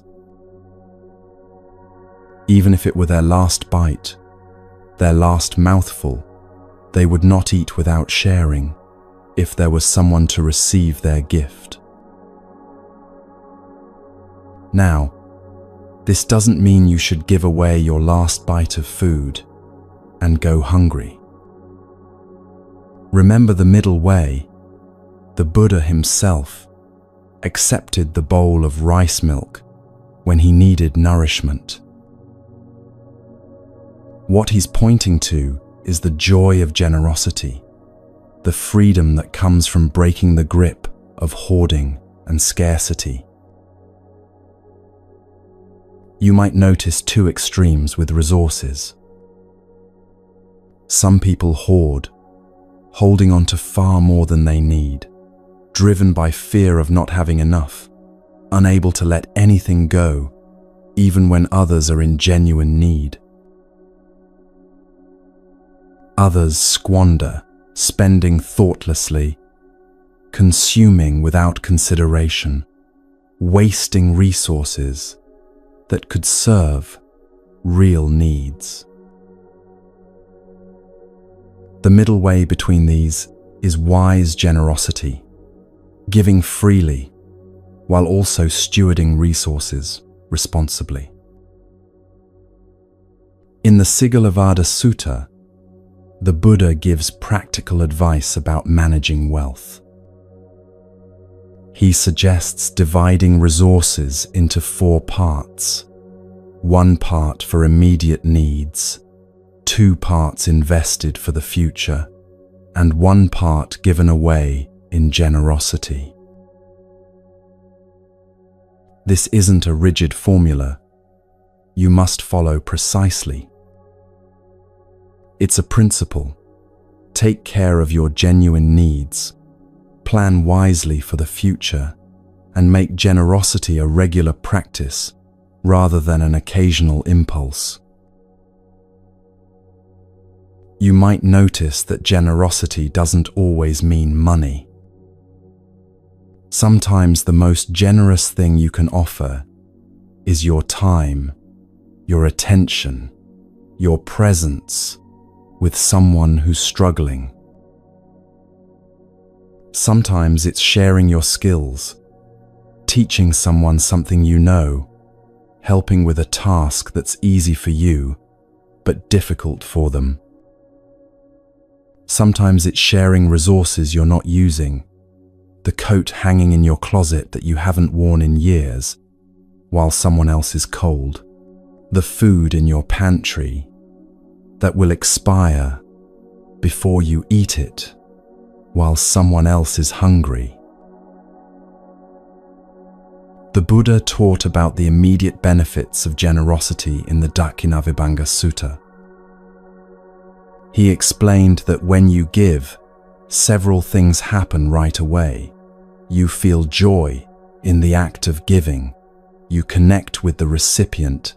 You loosen the grip of greed in your own mind, and you plant seeds for future abundance. You can test this in your own experience. Notice how you feel when you genuinely give something, not to get something back, not to look good, not out of obligation, but from actual generosity. There's a lightness to it, isn't there? A sense of freedom, of your resources flowing rather than stagnating. And notice how different that feels from hoarding, the tightness, the fear, the contracted energy of holding on. The practice of generosity isn't about depleting yourself or giving to the point where you have nothing left. It's about finding the joy of sharing, of circulation, of abundance that comes from letting things flow rather than trying to hold on to everything. There's a deeper teaching here about the nature of wealth itself. In the Pabbajja Sutta, the Buddha speaks about true wealth versus material wealth. He says that the person who is content, who has few wants, who lives simply, this person is truly wealthy, even if they own very little. Meanwhile, the person who constantly wants more, who's never satisfied, no matter how much they accumulate, this person lives in poverty, even surrounded by abundance. Generosity is the practice that transforms your relationship with having and not having. When you give freely, you prove to yourself that you have enough to share. You break the spell of scarcity that says you must hold on to everything or you'll be left with nothing. And here's something remarkable. The more you practice generosity, the more you notice opportunities to give.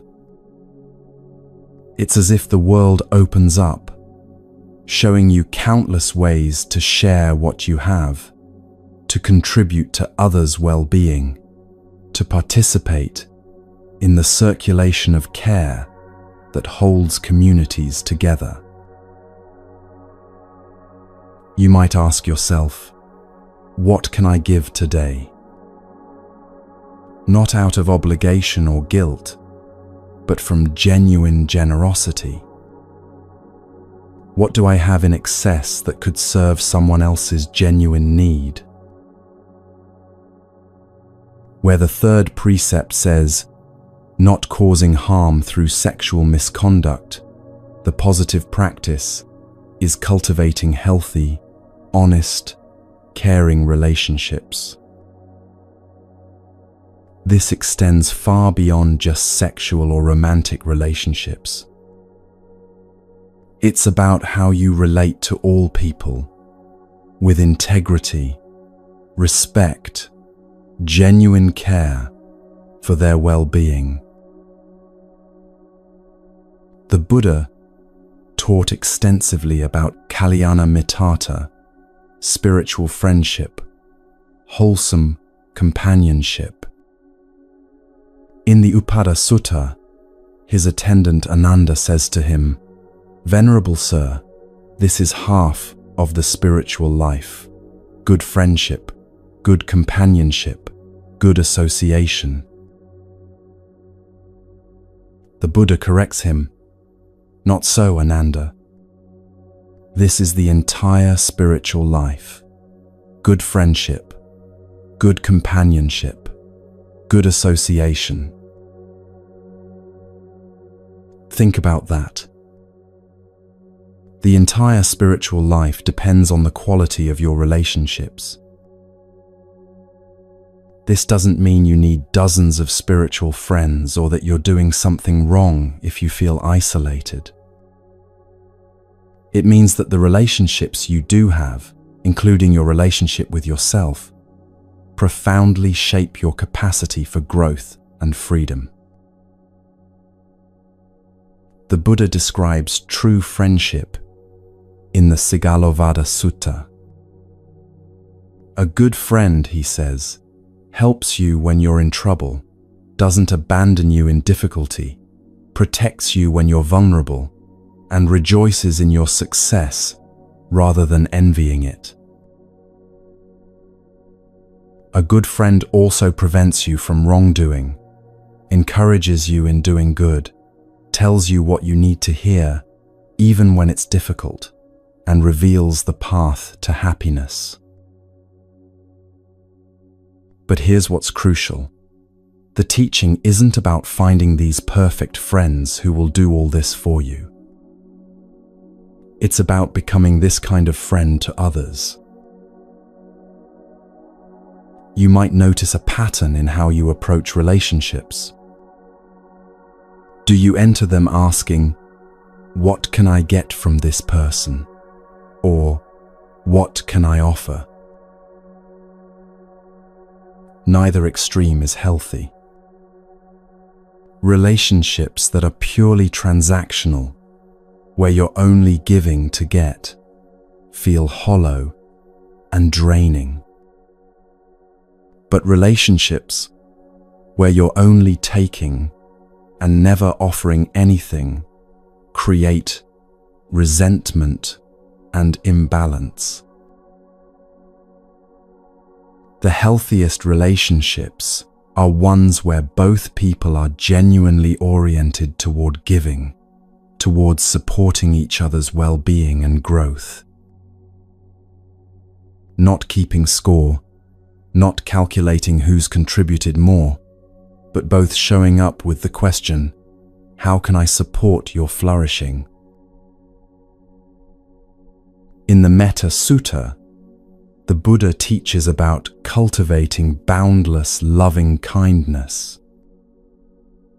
This isn't romantic love or the attachment we often confuse with love.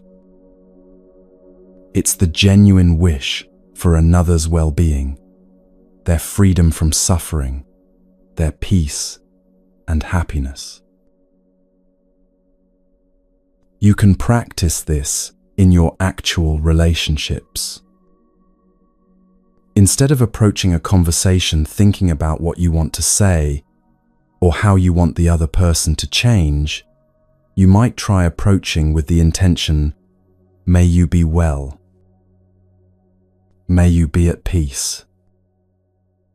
What do you need right now?" This doesn't mean becoming a doormat or abandoning your own needs. Remember, the middle way applies here too. You can care for others while also maintaining healthy boundaries, speaking your truth, taking care of yourself. But when your primary orientation in relationship shifts from "what can I get" to "what can I offer," everything changes.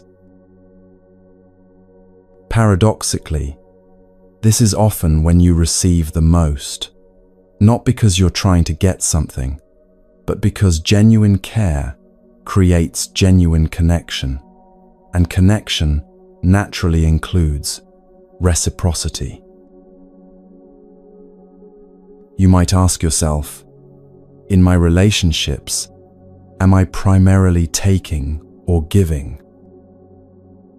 Am I showing up with an open heart, genuinely interested in others' well-being? Am I the kind of friend I wish I had? Where the fourth precept says, "not lying," the positive practice is speaking truthfully, kindly, and helpfully. In the Abhaya Sutta, the Buddha gives detailed teaching about right speech. He says we should speak words that are true, beneficial, and timely, spoken with a mind of loving kindness. This is more than just not lying.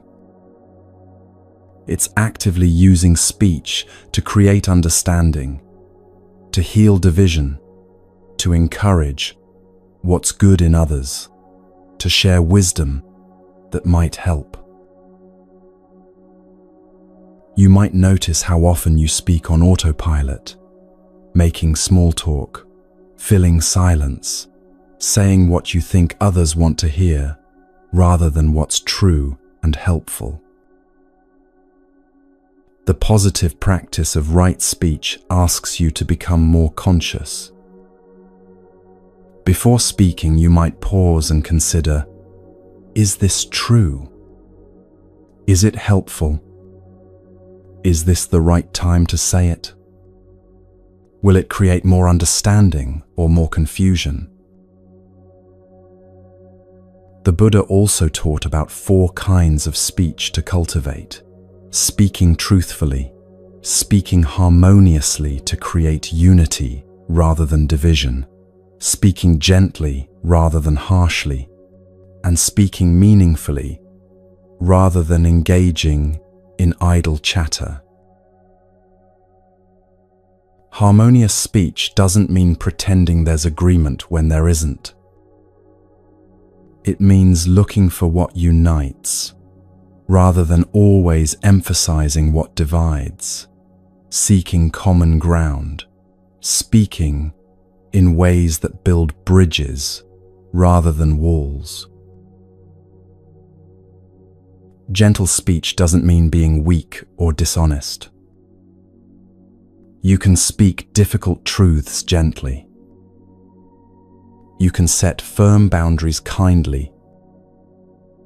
Gentleness is about the energy you bring to speech, care for the other person's dignity, even when you're disagreeing or correcting. Meaningful speech doesn't mean you can never joke or make small talk. It means being conscious of whether your words serve a purpose beyond just filling air, beyond just hearing yourself talk. You might notice how much energy gets wasted in gossip, in complaining, in rehashing the same stories about how you were wronged, in speech that doesn't move anything forward or create any benefit? What if you redirected that energy towards speech that actually helps? Words of encouragement to someone struggling, honest appreciation for what someone contributes, sharing wisdom or insights that might genuinely serve someone's growth. The Buddha taught that right speech is a gift you give to everyone who hears you. When people know they can trust what you say, when they experience your words as helpful rather than harmful, as unifying rather than divisive, as kind rather than cruel, you become someone they can turn to, someone whose presence creates safety. You might ask yourself, am I using speech to help or to harm?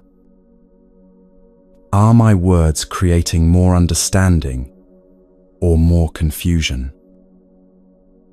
Am I speaking from a place of care or from reactivity?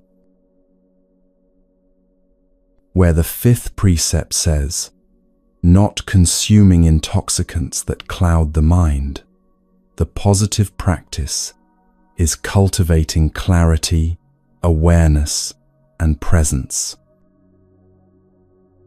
This is perhaps the most fundamental practice of all. Everything else depends on being awake, being present, being able to see clearly what's actually happening. In the Satipatthana Sutta, the Buddha teaches detailed practices for developing mindfulness, awareness of the body, feelings, mind states, and mental patterns. This isn't abstract meditation divorced from daily life. It's about being fully present for whatever you're doing. When you're eating, you're fully present with eating, noticing the colors, textures, flavors, the movements of chewing and swallowing, the sensations in your body. When you're walking, you're present with walking, feeling your feet touching the ground, your body moving through space, the rhythm of your breath. When you're speaking with someone, you're actually there, not planning what you'll say next, not thinking about something else, but genuinely listening, genuinely present. This quality of presence is what makes everything else possible. You can't practice kindness if you're not present enough to notice when kindness is needed. You can't practice generosity if you're too distracted to see opportunities to give. You can't practice right speech if you're on autopilot, words tumbling out without awareness. The positive practice here is actively cultivating the conditions for clarity.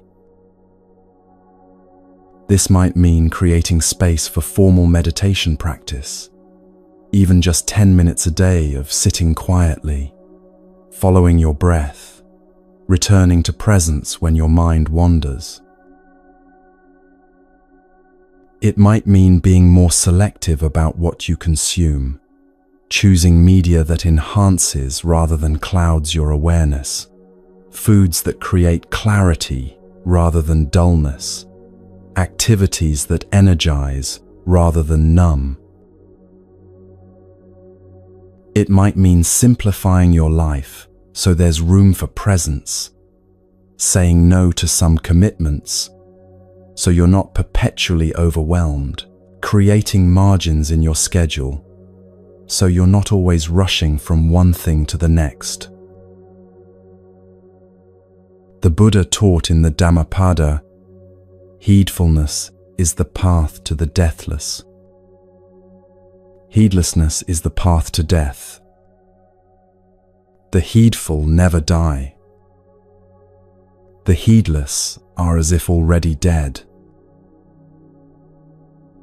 What he means is that being present for your life, actually awake, actually here, is what it means to be truly alive. And moving through life on autopilot, numbed, distracted, never fully here, that's a kind of death, even while your body still breathes. You might ask yourself, am I awake to my life? Am I present for this moment, or am I somewhere else in my thoughts? What supports my clarity, and what clouds it? Now, let's bring all of this together.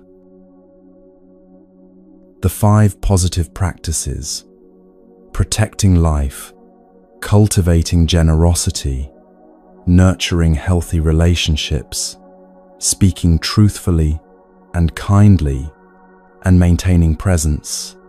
These aren't separate items on a spiritual to-do list. They're facets of a wholesome life, ways of being that naturally support each other. When you're present and clear, you naturally notice opportunities for kindness and generosity. When you're generous, you naturally become less self-centered and more attuned to others' needs. When you speak truthfully and kindly, you naturally build relationships of trust and care. When you protect life, you naturally develop tenderness and reverence that infuses everything you do. These practices feed each other, creating an upward spiral. The more you cultivate wholesome actions, the more natural they become. The more natural they become, the less you're fighting against yourself, the less internal friction you experience. And this is where real transformation happens. Not from forcing yourself to be different, not from harsh self-discipline, but from actively cultivating what naturally draws you toward freedom and away from suffering. The Buddha taught that wholesome actions bring their own reward. When you protect life, you feel more connected to the living world. When you're generous, you experience abundance, even with less. When you nurture relationships from a place of giving, you experience genuine intimacy. When you speak truthfully and kindly, you create trust and safety around you. When you stay present and clear, you actually experience your life instead of sleepwalking through it. These aren't rewards that come later, in some future life or heavenly realm. They're the immediate fruits of how you're choosing to live right now. You might start with just one of these practices. Not trying to become perfect at all, 5 at once, but choosing one to emphasize this week or this month. Maybe you choose generosity. For this week, you look for one opportunity each day to give something, your time, your attention, your resources, your skills. And you notice how it feels, what it does to your relationship with abundance and scarcity, how it affects your sense of connection with others.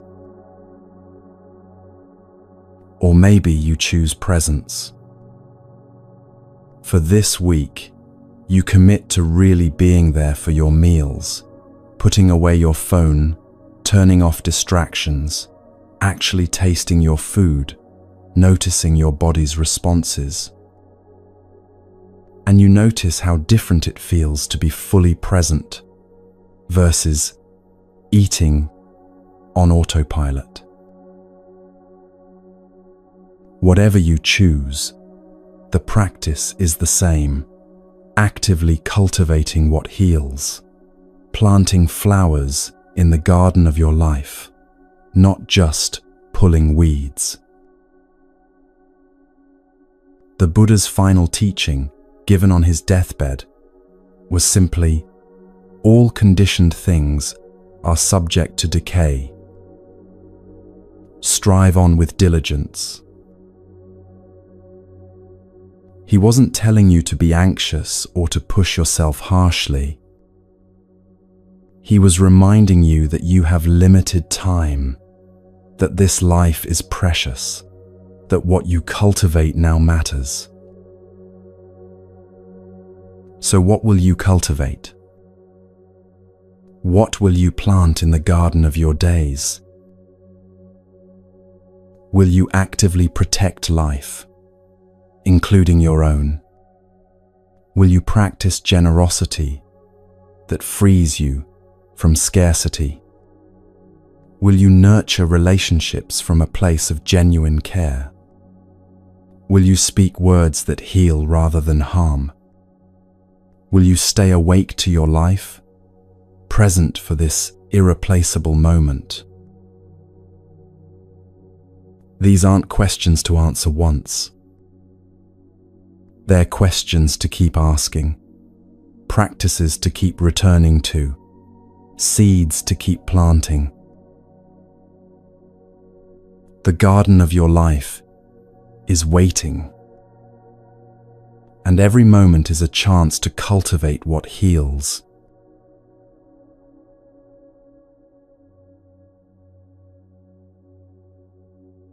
There's something simple you do every day that can become a profound practice.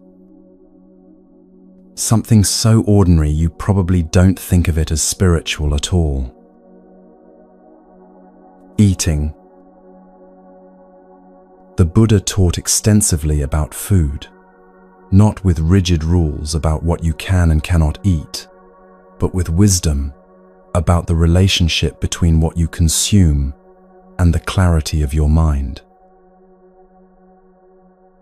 In the Pali Canon, there's a reflection the Buddha taught monks to practice before eating. He instructed them to consider, wisely reflecting, I use this food not for fun, not for pleasure, not for fattening, not for beautification, but only for the maintenance and nourishment of this body, for keeping it healthy, for helping with the spiritual life. Now, this doesn't mean you can't enjoy your food. The Buddha wasn't suggesting you eat with grim determination, treating every meal like medicine you have to choke down. What he's pointing to is intention, understanding why you're eating, what purpose it serves. You might notice different intentions behind eating. Sometimes you eat because you're genuinely hungry. Your body needs fuel. But other times, you eat because you're bored, or anxious, or lonely, or because it's simply there, in front of you. The practice isn't to stop eating for these reasons and feel guilty when you do. The practice is to become aware of what's actually driving you to eat in any given moment. In the Anguttara Nikaya, the Buddha talks about 4 ways of taking food. Some eat like animals, greedily and without awareness. Some eat like children, for pleasure and taste. Some eat like the sick, for health and medicine. And some eat like practitioners, with full awareness and moderation, treating food as fuel for awakening. You can probably recognize all four of these in your own eating habits at different times. There are meals you've eaten so quickly, so mindlessly, that you barely tasted them, shoveling food in while watching screens, thinking about other things, barely present for the actual experience. There are times you've eaten purely for pleasure, seeking the dopamine hit of sugar or fat or salt, using food as entertainment or comfort rather than nourishment.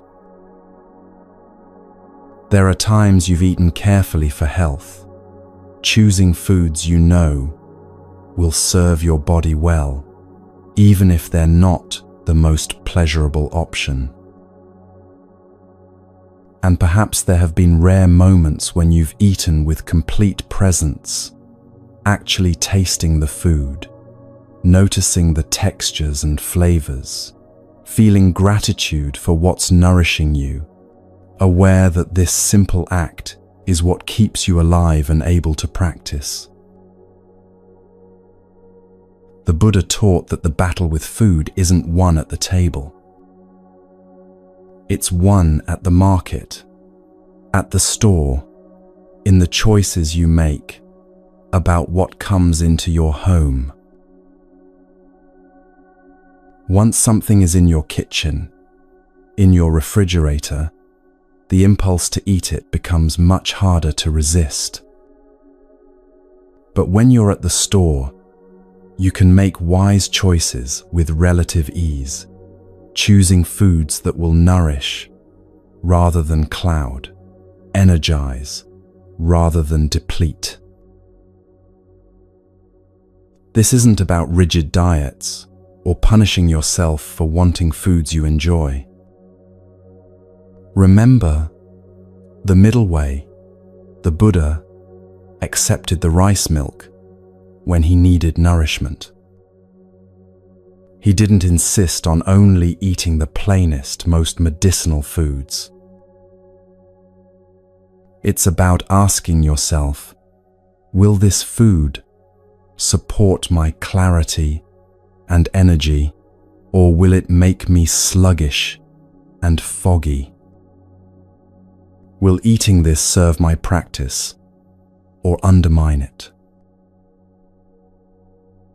The reason the Buddha emphasized this is practical, not moralistic. He observed that certain foods make meditation easier and others make it harder. Heavy, greasy foods create dullness. Too much food creates sleepiness. Too little creates distraction and weakness. And he observed that how you eat matters as much as what you eat. When you eat with awareness, sitting down, putting away distractions, actually noticing what you're eating, you naturally eat less and enjoy it more. You can taste the food. Notice when you're satisfied. Stop before you're uncomfortably full. When you eat unconsciously, standing at the counter, scrolling through your phone, barely aware food is entering your mouth, you consume far more and enjoy it far less. The practice is simple. Treat at least one meal a day as a meditation. Sit down, put away your phone, look at the food before you. Notice the colors, the arrangement, the steam rising if it's hot.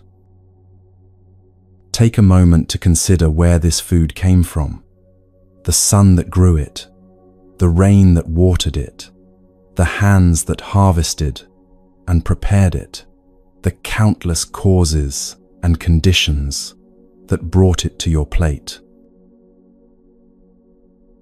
Then eat slowly, consciously. Taste each bite. Notice the textures, the flavors, how they change as you chew.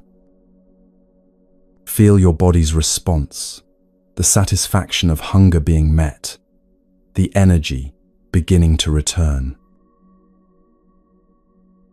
This simple practice can transform your relationship with food from something unconscious and often problematic into something nourishing and peaceful. But it also does something more. It connects you to a fundamental truth. The Buddha taught, we are interdependent with all of life. Every meal is proof of this. You cannot feed yourself alone. You depend on soil and sun and rain, on farmers and truckers and store workers, on an intricate web of conditions that had to align perfectly for this food to reach you.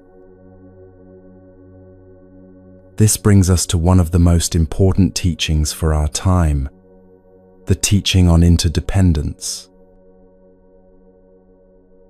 The Dalai Lama has spoken extensively about this, arguing that ethics for this century must be based not on religious doctrine, but on the simple recognition of how deeply interconnected we all are.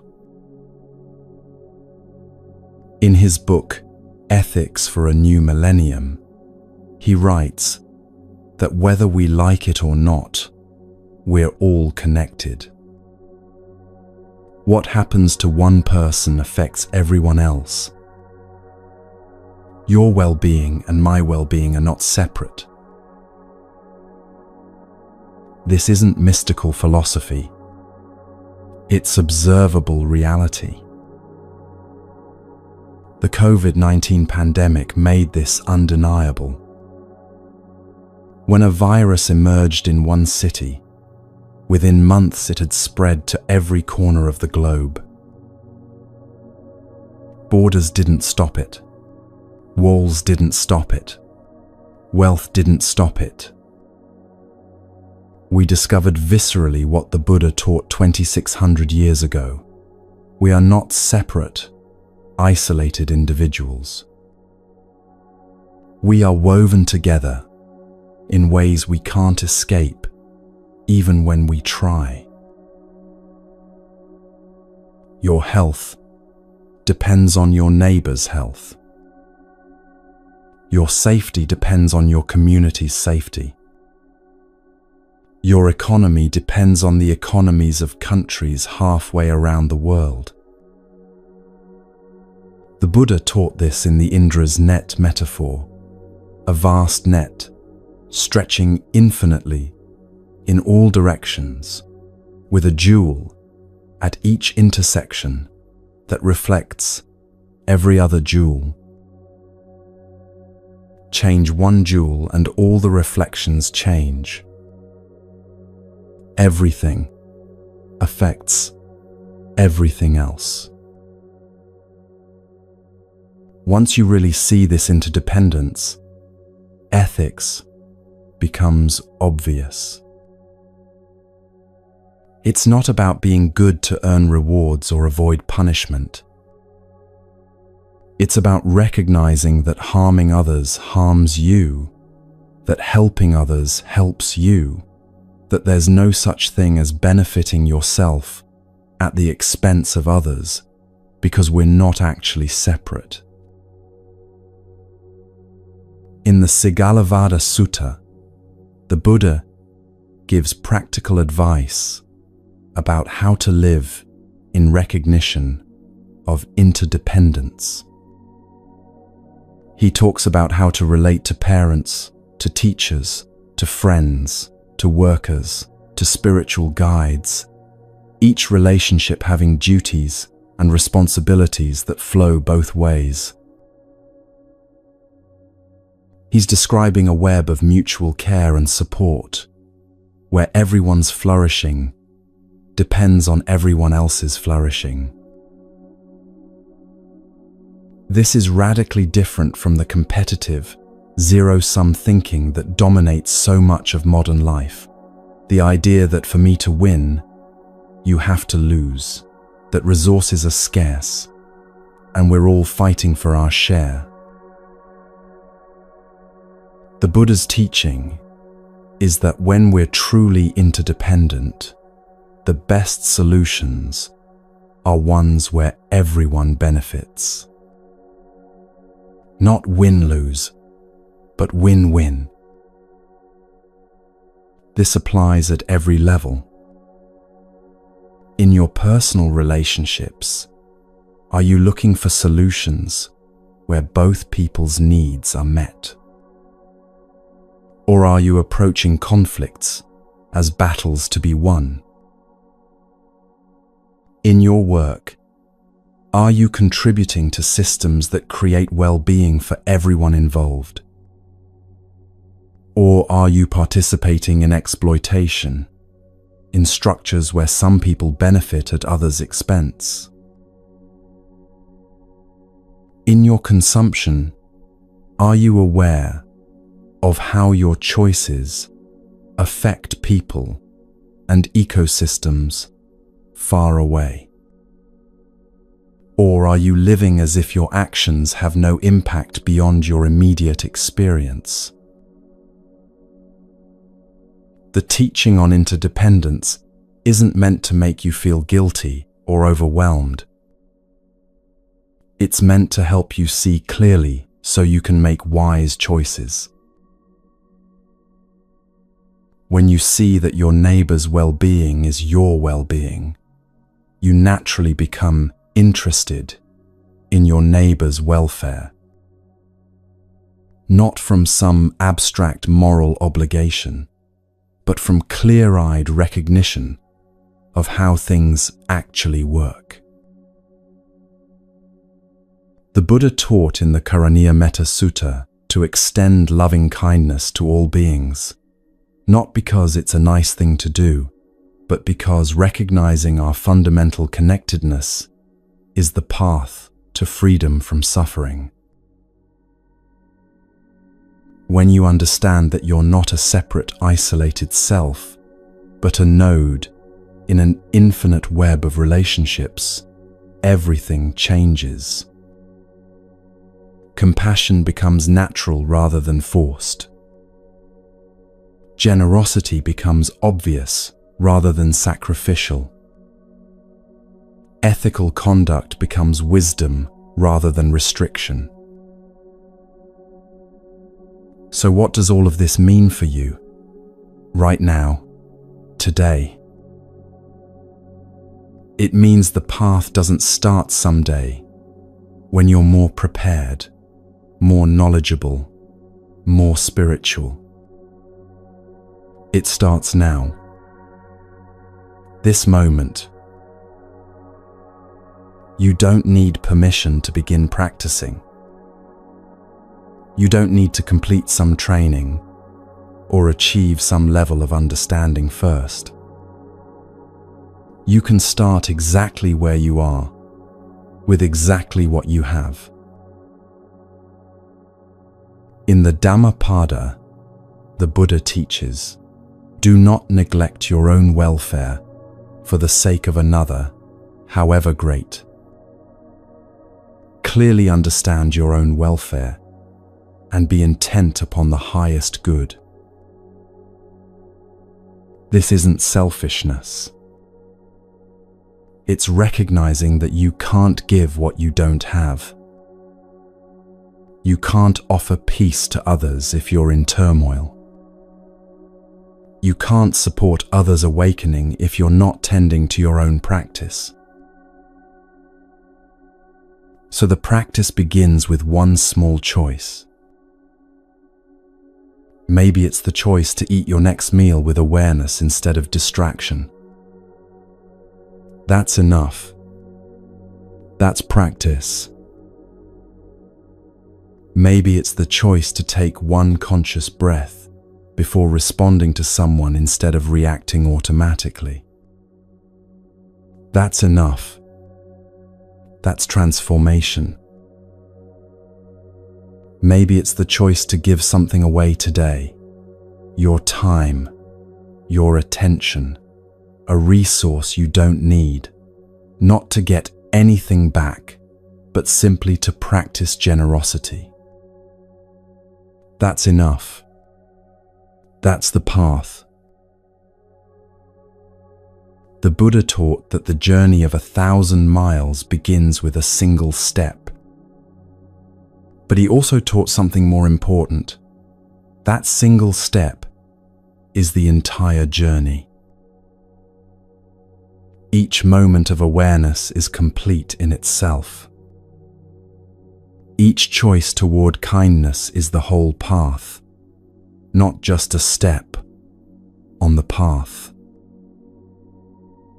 You don't need to wait until you're perfect to start practicing.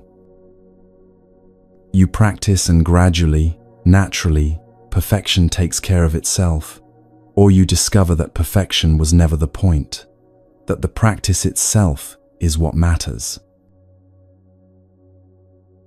There's tremendous freedom in understanding this. You don't have to fix yourself before you begin. You don't have to become someone else.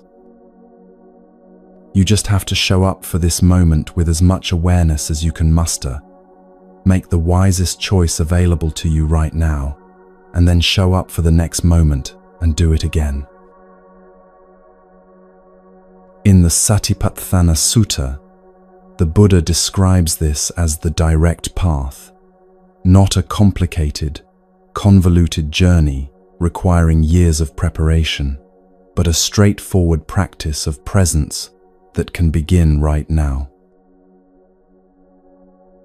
One breath at a time, one choice at a time, one moment at a time. You might notice that you want to make dramatic changes, to overhaul your entire life at once. That's the mind looking for the quick fix, the magic solution, the transformation that requires no patience or persistence. But the Buddha's path is gentler and more sustainable than that. It's about small changes, repeated consistently, that gradually reshape who you are and how you move through the world.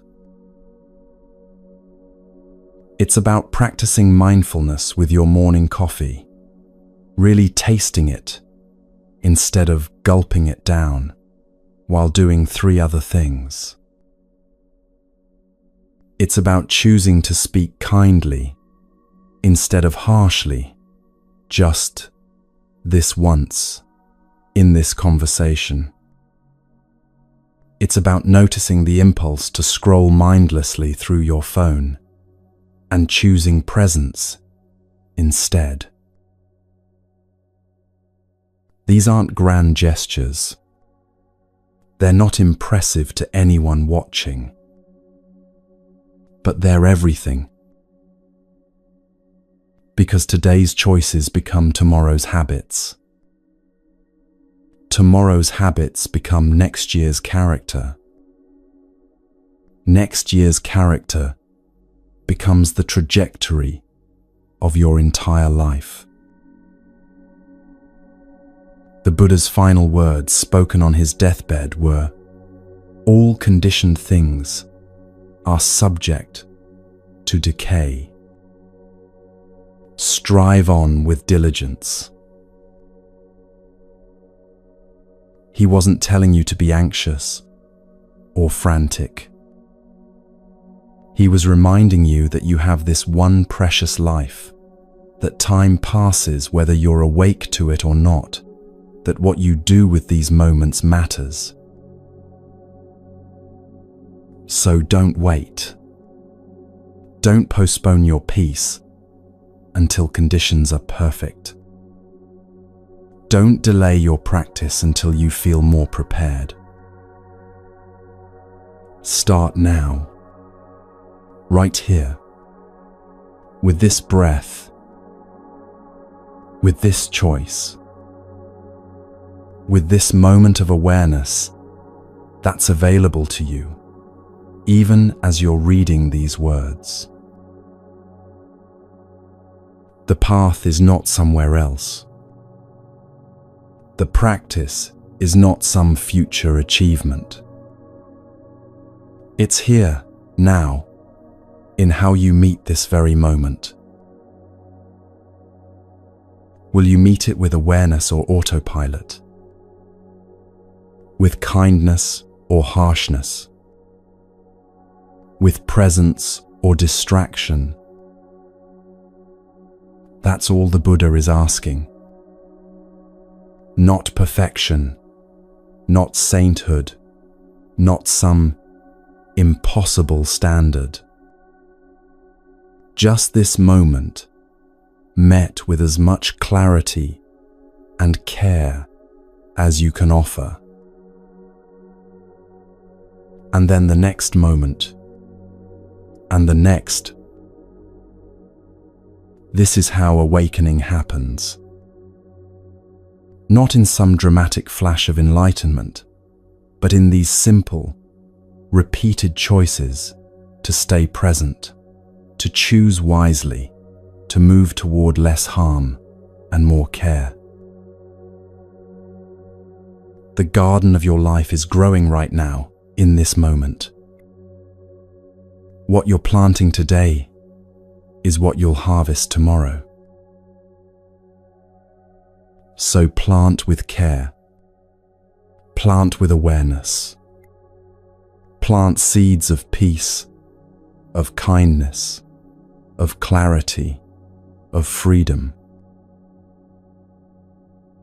And trust that in time, with patience and persistence, those seeds will grow into something beautiful, a life lived with wisdom, with compassion, with the deep peace that comes from moving with reality instead of against it. The practice begins now, and now is always available to you.